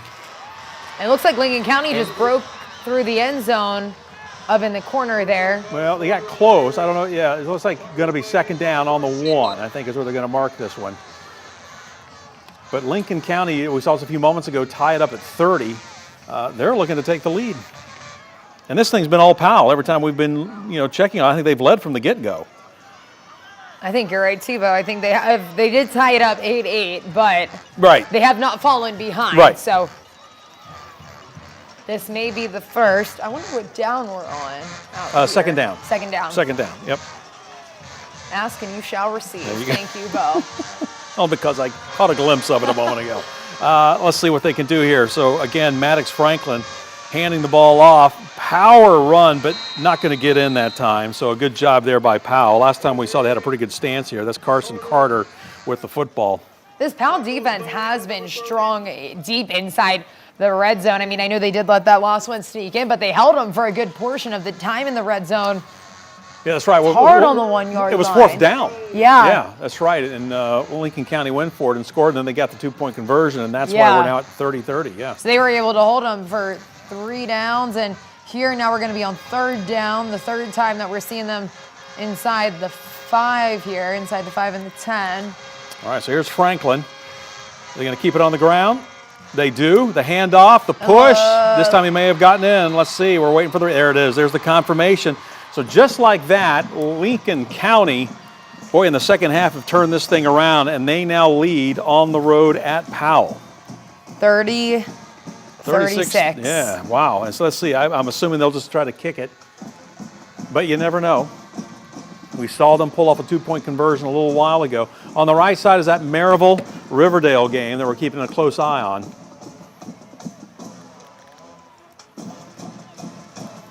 So it looks like they're going to try to kick this one, take a 7-point lead. Lincoln County, their first lead of the game. Maryville, by the way, driving on the right side of your screen. We're told they are in the red zone. And we'll see what Powell's going to do here, or Looks like not they're gonna Powell. call another timeout. The Looks like Powell game, yeah. what Lincoln County is going to do here. Looks like they've called a timeout. Talk that one over. There you get the idea. Thank you, Sam Granville, on the right side of the screen. That's how far Maryville's got to go to get into the end zone. 33-18 is the score in that one, with Maryville on top. So Powell had 1 loss this season. It was at home against Jefferson County High School. So they are not unbeaten at home. So it has been done this year. That was a close loss, 27-24. We talked about it earlier tonight. Powell just 3 points away from having an undefeated regular season. Will Jones on the keeper. Look at Will Jones. Touchdown, Maryville. How about that? Second rushing touchdown, at least, for him tonight. So Maryville starting to pull away. That'll make it 39-18. They'll try to make it 40-18. And Halls, by the way, just scored 35-14 in their game against Lawrence County. I just saw that tacked on. So big night for Halls as they continue to roll. So let's find out here what Lincoln County can do on the extra point.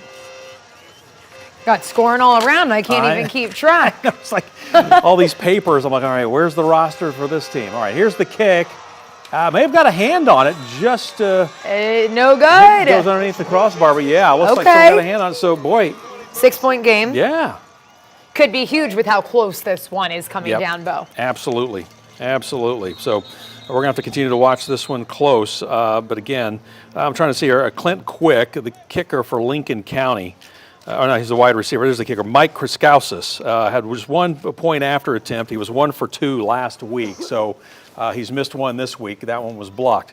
All right, let's take a look at Halls. We told you they have extended their lead at home tonight. Hall's looking really good right now. Looks like they're going to pick up their 7th win of the season. Take a look. It was a deep ball. Wow. Man. He goes up and snags that. Their air game here has really, for lack of a better term here, Can't is quite taken make off. out the number on. Yeah, I was trying to see who that is as well. Let me get a little closer. I'm like, Bo, I need a. Need my glasses? 0. I believe that was our player of the week for the final week of the season. Brody Rogers, wide receiver, senior. Just a great catch. He's the one who got his hands on that. So 35-14 the score. And Halls. the pass from Mari Lethko, Yeah. Halls quarterback. All right, 35-14 the score. Halls looking good right now up in North Knox County. Hey, we've got a lot more for you. Friday Night Frenzy. A lot of these games are going to come down to the wire. We're going to keep a close watch on all of them. Stay with us. We'll be right back.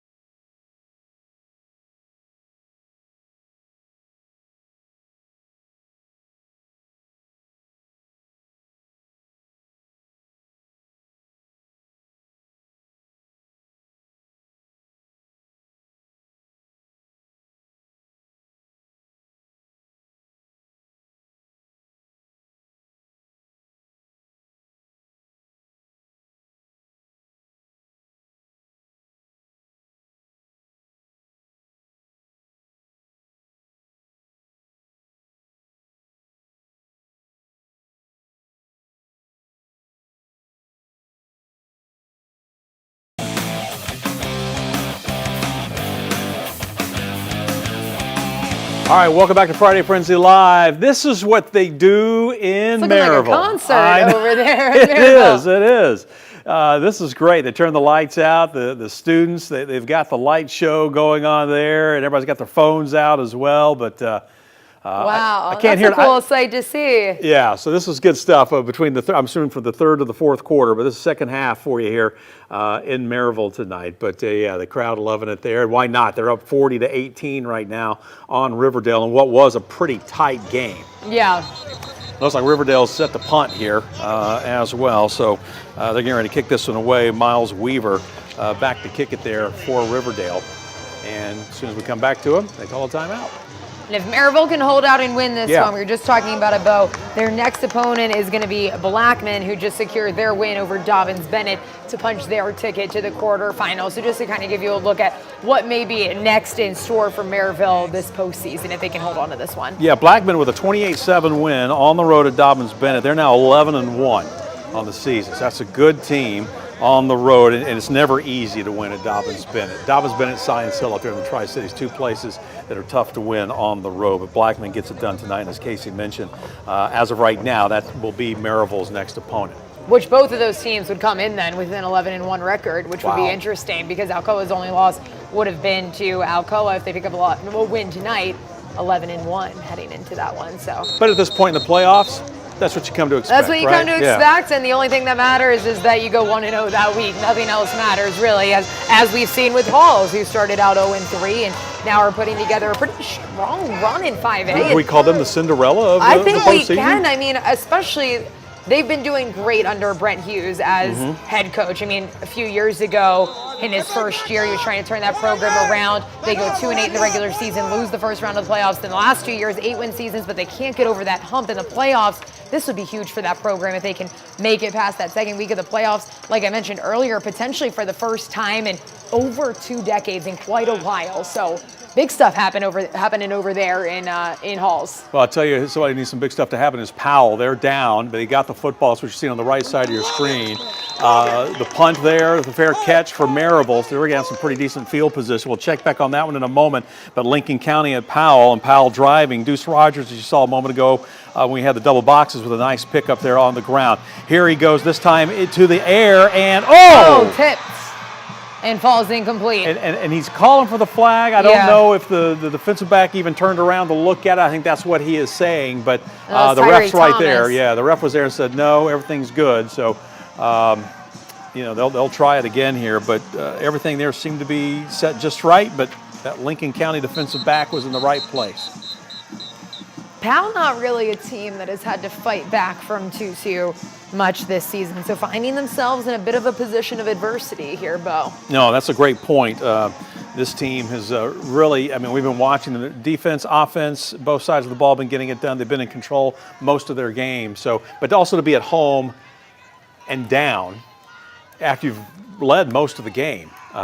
This is where they've got to really kind of dig deep here and see what they can do. Don't let that get to them. Don't get too discouraged here at this point because obviously it's only a 6-point game. Yeah, and like you pointed out, they have not fallen behind in this game. They have been tied, but they have not fallen behind. So different position to be in right now than they've seen themselves in the majority of this one. All right, they're going to talk about it here. Deuce Rogers having a little chat over there on the sidelines right now. They want to make sure they get the right play in. And they may still be asking, too, about was that a pass interference in the end zone? This late in a game with two teams that are neck and neck, you gotta make sure that you have the right call on that. Yeah.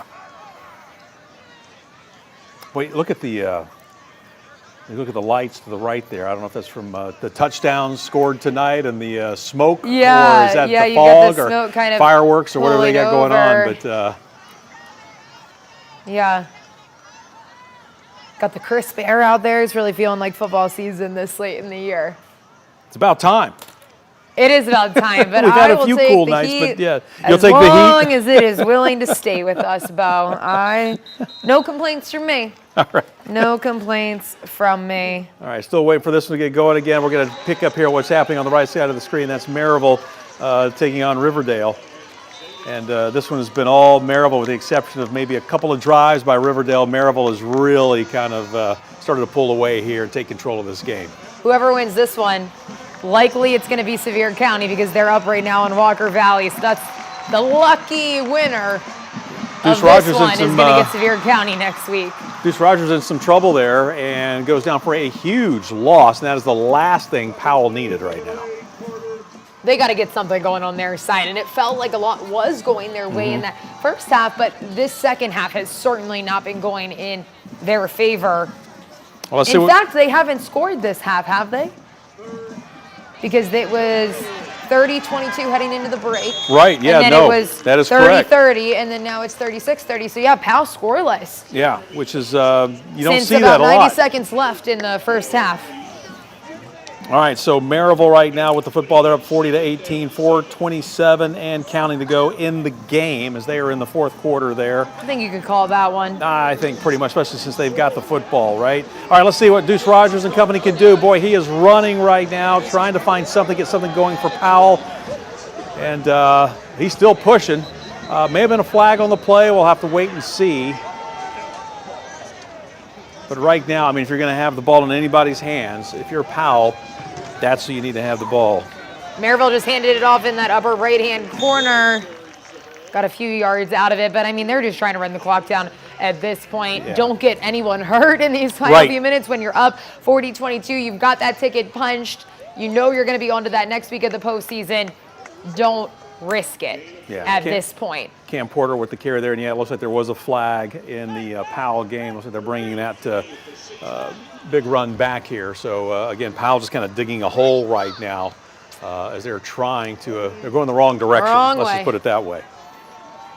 And as we said, Maryville pretty much wrapping this one up over in the right-hand corner. Blackman is going to be their opponent next week, who already secured a win tonight in round 2. Yeah, big win up against Dobbins Bennett on the road up in the Tri-Cities. So here's the handoff, and this is Cam Porter once again. Nice hole there and a big pickup. Yeah, so down about the 6-yard line, it looks like. All right, so let's see. We got action over at Powell again. Yeah, let's see what they can do here. Deuce Rogers throwing. Going deep. Very similar to what we saw before. Oh, did he? Oh, nope.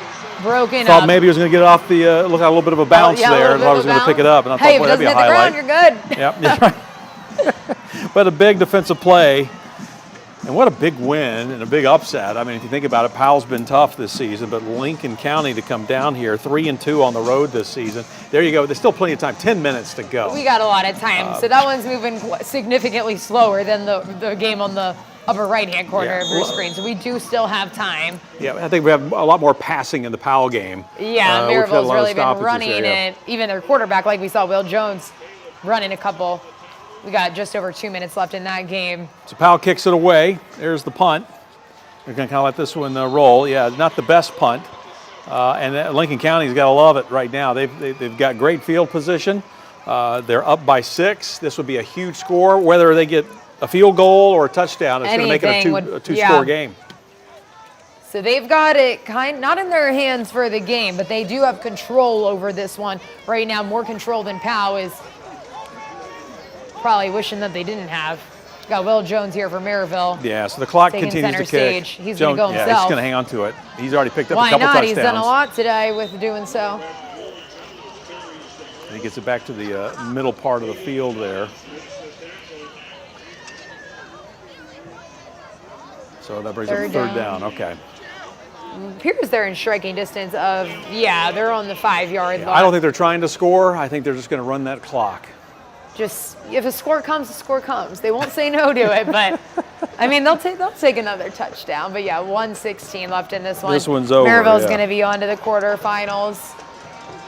Last year, as mentioned, their season ended in the semifinals. So tonight puts them one step closer to kind of Here's the pitch. I said they were going to run the clock. Yeah, you were right. I was wrong. 5 yards out. Ty Tumbling. They're not going to turn one down, Bo. Yep, the junior with the touchdown, and that's to go ahead and turn the lights out. That's it.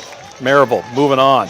Congratulations. Convincingly. Yes. Pulling away late especially in the after second half. A tough first half. It was a 12-3 game. They definitely figured something out offensively in that second half because, like you said, just 12 points in the first half offensively. And now we're going to do math. So 46-18. 34 points. Wow. Maybe 35 if we can get the extra point here is what they've put up in this second half. So 3 times the amount. Something had to change in that locker room. Something really did, and it definitely did. And Maryville figured this one out. So Maryville's going to improve now to 11-1. There's the kick. They'll face another 11-1 team next week. And Blackman got 1 minute left in this one, but I mean, it is fully written for Maryville. Yeah, Red Maryville's on Rebels. top. All right, Moving. 46-18. You heard the standby above us here in the speakers. Let's go. We're going to take a cool camera angle as we go to the break here. You're watching Friday Frenzy Live. Bo and Casey with you. Oh, we got movement behind the cameras. There you go. Seeing all the angles, here are all the angles out on the football field. Why not? All right. Love it. Hey, we'll be right back.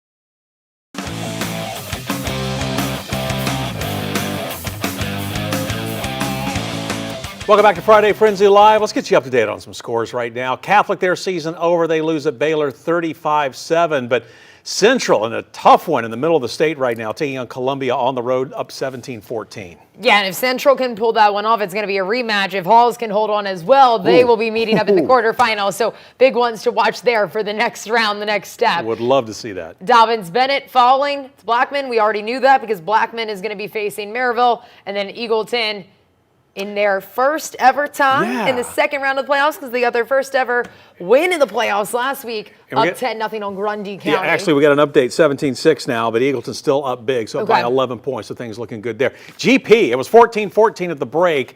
Boy, they've been in a tight one after a great regular season. They've been on a roll, but they've now back up by a touchdown, 21-14.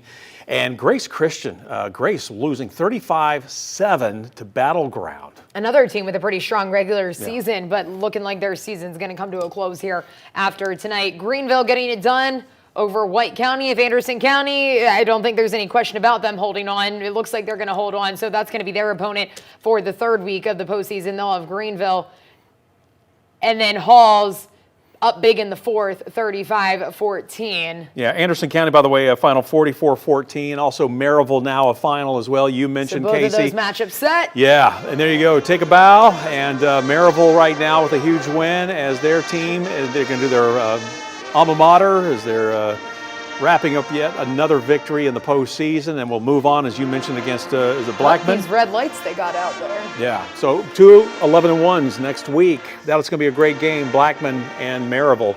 A tough game. Yeah, Maryville in their 100th year of high school football, trying to get themselves back to the state title game for the first time since 2019 when they had a perfect season, went 15-0, and then they beat Ravenswood convincingly 42-21 in Chattanooga. And when you look at that painting, then you see over the shoulder all the state titles. I mean, that really is a A statement lot of there. them, but not a lot of them as of late. No, so they're trying to get back to that been a few dominance. years. That's what Derek Hunt has been trying to facilitate over there in Blount County. And now we're going to take things back out live to Lincoln County at Powell, a nail biter, Bo. Yes, it is a nail biter. I mean, this one, it was things were looking pretty good for the home team, but Lincoln County, boy, in the second half, they have really taken control here in this game. They're keeping it on the ground. They're going to pick up a few yards, but again, they're knocking on the doors. They are moving the ball downfield. This Lincoln County team making the drive in. Carson Carter on the carry there. This is a tight one. Take a look at it and get you up to date. Oh, our 5 time minutes, has been rolling. 36-30. Yeah, we've Only the got clock has picked 5:10. up pretty quick here.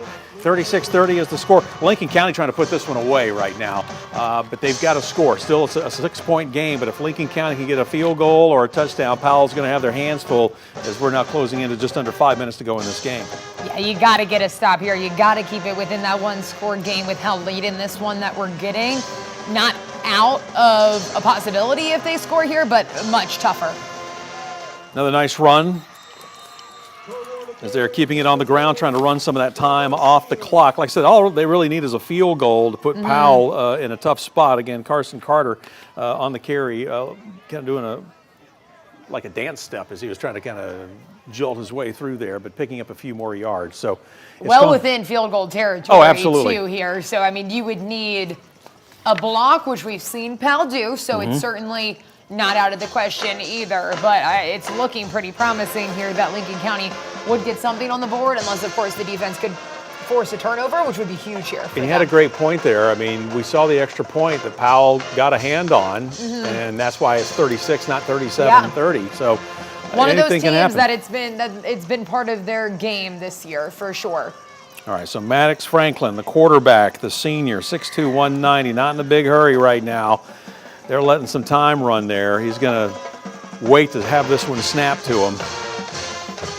Lincoln County looking to pull off the big win on the road here in the postseason. Handoff again, not really going anywhere. Powell this time, great defense. That's going to be a loss of yardage. Again, Carson Carter, they keep calling his number. So that's going to back it up. So I don't know what kind of foot their kicker's got, but you don't want to take him out of range. It's always better to be closer. Yeah, right. You kind of like, okay, let's just keep in the middle of the field. Yeah. I don't know, sometimes though you get those chip shots, and some kickers prefer it to be a little bit longer range. Maybe not at the high school level, but certainly in college level, we've seen some kickers miss some close ones even here on Rocky I think Top. there's some tense fans. I mean, when the band stops, it gets eerily quiet in that stadium. There is right definitely an atmosphere of, I don't want to say fear, but of tense, like you said. Franklin throwing to the end zone, overthrows his intended receiver. Looking for Luke Stubblefield, junior tight end. So good for Powell, but they're not out of the woods. No. Still enough time. Not really panic mode yet, but you'll feel a little bit of panic if Lincoln County's able to come away with some points here. Yeah. So third down, you hear the bells. By the way, a final, Eagleton beating Grundy County 17-6. All right, so Eagleton rolling this year. They got their first playoff win ever last week. Now they got their second one in the same year onto the quarterfinals for the first time in program history. Everything a first for them in the postseason this year.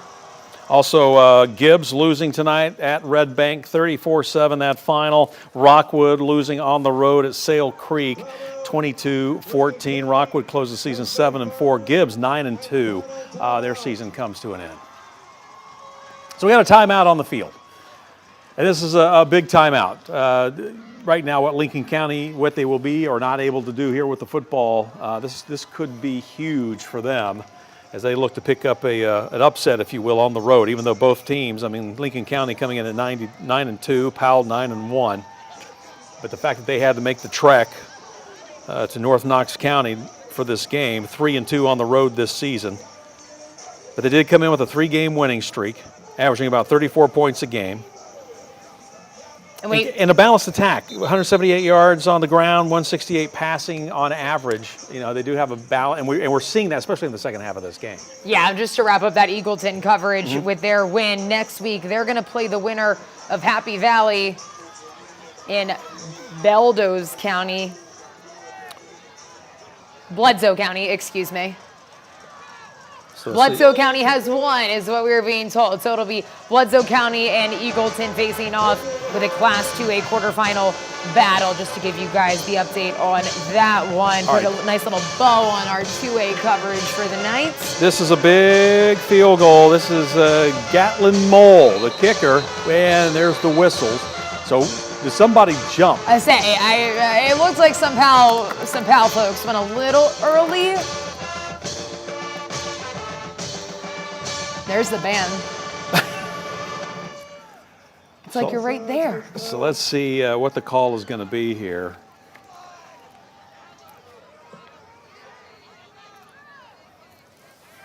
And it looks like it looks like they're carrying a player off. A couple of teammates there for Lincoln County. And we were informed by our lovely photog, Dave, who's out shooting this one, that there have been a lot of injuries in this game on both sides of the football. So there's another one that we believe we're seeing right here. Yeah, I couldn't see what happened there, but obviously we all saw him be picked up and was carried off by 2 of his teammates and rushed over to the sideline. Now we're coming back out. All right, so here we go. Start this over here. They'll get set up. So Gatlin Mole, number 48. He is a senior. There's the snap. The kick is on its way. It looks good from my vantage point, and it is. It's a 2-score game. Yep, 9-point lead now for Lincoln County. We're going to get a time update here in a second. I'm sure Dave can pan the camera for us over to that scoreboard. Get us a time update. Beautiful. Thank you, Dave. 2:43, and you're down 2 scores. They can do it, though, as we have seen in this big plays, especially in the first half we saw. I mean, yeah, we both saw teams 3 were touchdowns scoring within 2 minutes. Right, so anything's possible in this game. But you got to move. You got to move, quick. and we haven't seen a whole lot of movement from Powell in the second half. We've seen no movement from Powell in the second half. They have yet to score. They've been shut out in the second half. They put up 30 in the first half. By the way, Hall's now up 42-14. So I think it's pretty safe to say right now that is, they got about 7 minutes to go in the fourth quarter. So Hall's looking pretty good as they're getting ready to move on to the next round. Yeah, they can hold on, move on to the quarterfinals, and likely could have Central next week. It'll be the winner of that Central game that we got going on in the Mid-State. All right, stay with us. More Friday Frenzy Live here in just a moment.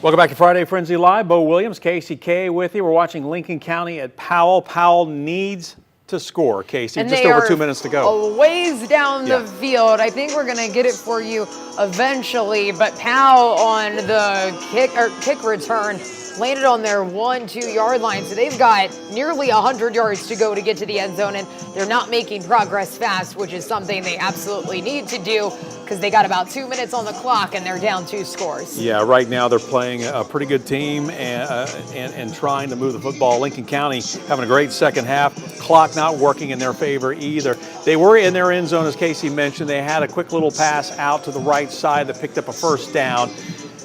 Then Deuce Rogers has had a couple of runs that we've seen him pick up some yardage, but they're going to need more than that, as you said, Casey. They got a lot of field they still need to cover to get into the end zone, and this is a 2-score game.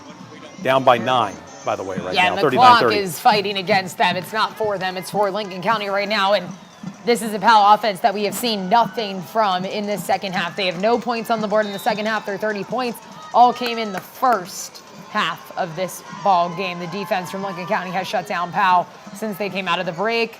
There's Rogers, nowhere really to go with it. He was looking downfield. He's going to have to hang on to it. Now he's running and finally is brought down off the run. So, again, trying to move the ball. Slow to get up there, too. Yeah, and Lincoln County doing a good job on their coverage. We've seen that here in the second half. A couple of big throws that could have been some big plays. A touchdown for Powell, but Lincoln County, their DBs getting the job done.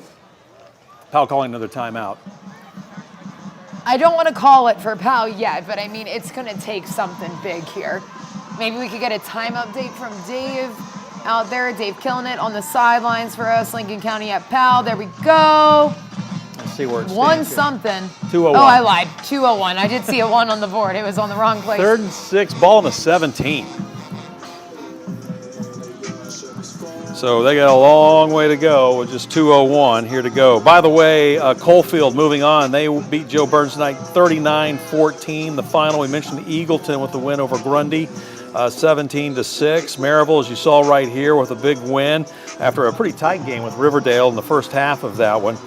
Gibbs losing, Rockwood losing, both those games on the road. Knox Central at the break, leading Columbia 17-14. All right, timeout over. Team's back out on the field. If Powell loses tonight, it'll be their 2nd straight season losing at this stage of the playoffs in the 2nd round. Rogers throws to the sideline there. Jackson with the catch, then quickly gets out of bounds to stop the clock. Say they needed 6 yards. We'll see if they got it. Complete to Jackson for a first down. All right, they said first down, so he got it. So the timeout worked, paid off for him. I feel like you got to go for something deep here. You got to get rolling. Yeah, you can't use up too much of the clock here, but at the same time, you don't want want to turn it over. Okay, And there you deep go. Ball. Deep ball by Rogers. Incomplete. Overthrown. Oh, there's a late flag. Late flag. Jackson was calling for it and finally got the flag. That was Keenan Hockett on the coverage for Lincoln County.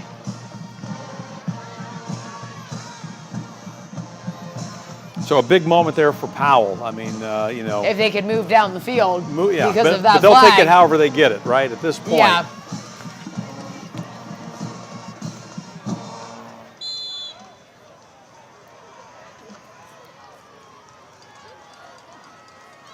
So they'll walk it off. Powell. Let's see what they can do with the football. Still in their end of the field, but getting close to midfield.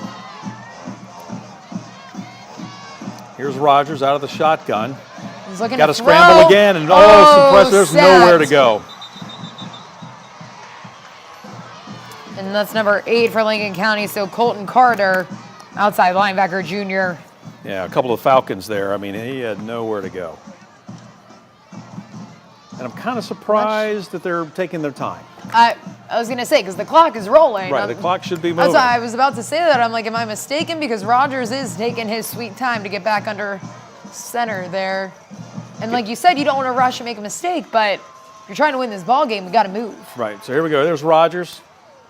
I don't Toss, think I don't he know. was Well, in. it looks like he caught it. He did. They said he caught it. Okay. So out of bounds. So They're not me. big catch there. Gatlinburg-Pittman, by the way, after a tight game, they win 35-14 tonight over Forest. So they will move on. GP now 11-0. They really pulled ahead in the second half of that one. Yeah, because they were down at one point. Yeah, and then they were tied up 14-14. So, yeah, their dreams of getting to the state title game with no Alcoa in their way stay alive. 2 more wins, and they'll be there after the Tornadoes have ended their season more times than not over the last decade. So a little bit of a clearer path for them. All right, Sevier County also 42-7. They're a winner tonight over Walker Valley. All right, here we go. Deuce Rogers back, guys. Plenty of time where I say that, but Down. nobody Back-to-back blocked sacks by the number 8. back-to-back same guy. Last time it was kind of a C led by Colton Carter. This time Colton Carter on the solo sack. And wow. I mean, it looked like he was set. He had time, and then maybe just took a little bit too much time. yeah. So that might be, we might be down to the wire here. So again, no rush, it seems like here by Which is a Powell. little strange. Here's Rogers again. Definitely going deep here. Now he's throwing, goes right side. All nice right. grab. Still up though, up. not brought down. Jackson on the catch, so good job hanging on to the ball, or did he? Is it a turnover? Oh, Let's see. Are they going to say he was down? I think they're saying he was down. Powell's now rushing, as you can see the offense making their way up. There, you They can got a hear little people pep in their yelling, get step to the now, line, yeah. get to the line. So the refs have stopped things here. They got to move the chains. So the clock has stopped here temporarily. back to that Gatlinburg-Pittman game. They're going to play the winner of Meigs County and Sequatchie County. All right, everybody's set. Chains are in place. Refs say wind the clock. And there we go. And they spike it. All right, so Powell still with the football, moving it downfield. Big play for them there. 20 seconds, though. They lost a lot of time. They lost a lot of time, off and the the- sacks, and then the just kind of hustle, were, yeah, yeah. lack of hustle, right? Lack of hustle. It felt like they thought the clock was stopped, even though I know that's not what they were thinking, but that was the urgency that we were getting. And the first time we saw the offense kind of move was on that last play, this Yep. whole drive. Now also think someone's got a equipment malfunction here. They're trying to get taken care of there. Fernando Walker. So someone's coming off the whatever it was, just throw it into the sidelines, which he did. Now he's running back on. And Powell's right. going to see, even if they can't put a win on this one, which is looking bleak at this point, maybe at least get one more touchdown to They wrap got to up the take season. a crack at the end zone, I would Yeah. think. Down by 9. Yeah, there there you it go, is. letting it fly. No, over. Oh, did he catch it? I didn't even see I him in the think back he of the did end zone. He catch did. it. Holy Number moly. 13, Tyreek Thomas. I didn't even with see a glimmer Thomas. of hope for the Panthers. I think like a lot of people were looking at Jackson, who may have been the intended target, but then all of a sudden Jackson was right in front of Thomas, him, and yeah. then Thomas was behind, but at 13 seconds on the Wow. clock, it would take a miracle. It would, but again, in this game, we saw a couple of scores in the blink of an eye, right? Yes, we So- absolutely have. And they got to kick an They're onside going to kick. have We to know go for that's the coming. onside kick, and they're going to have to get it, and then they're going to maybe have 2 plays if they're lucky. All right. They're So- going to go for 1 here. Yep, Makes 39-36 sense. right now.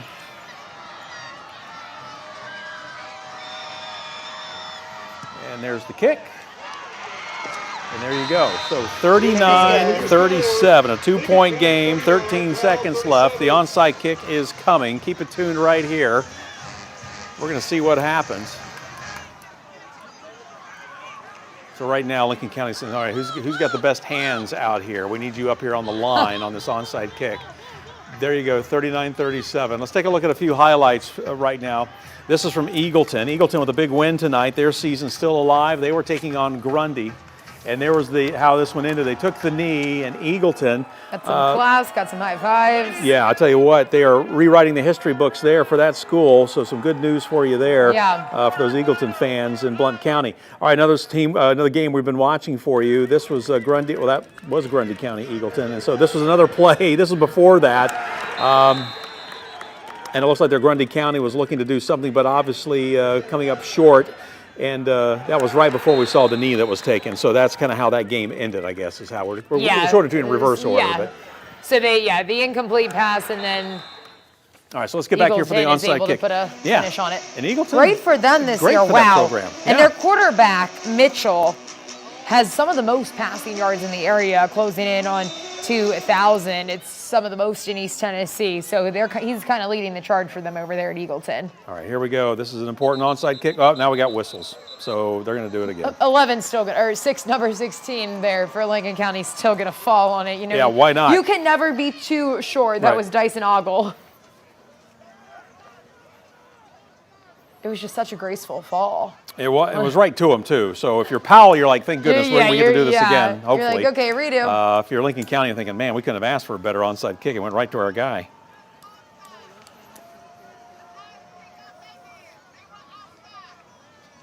All right, so here we go. They'll put the tee down again.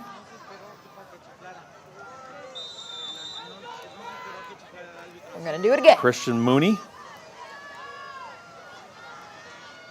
There we go. Gets a little bit better bounce. Oh, Loose it's ball. amazing. Who's going to get this football? Oh, my goodness. And Lincoln County with a Wow. huge recovery.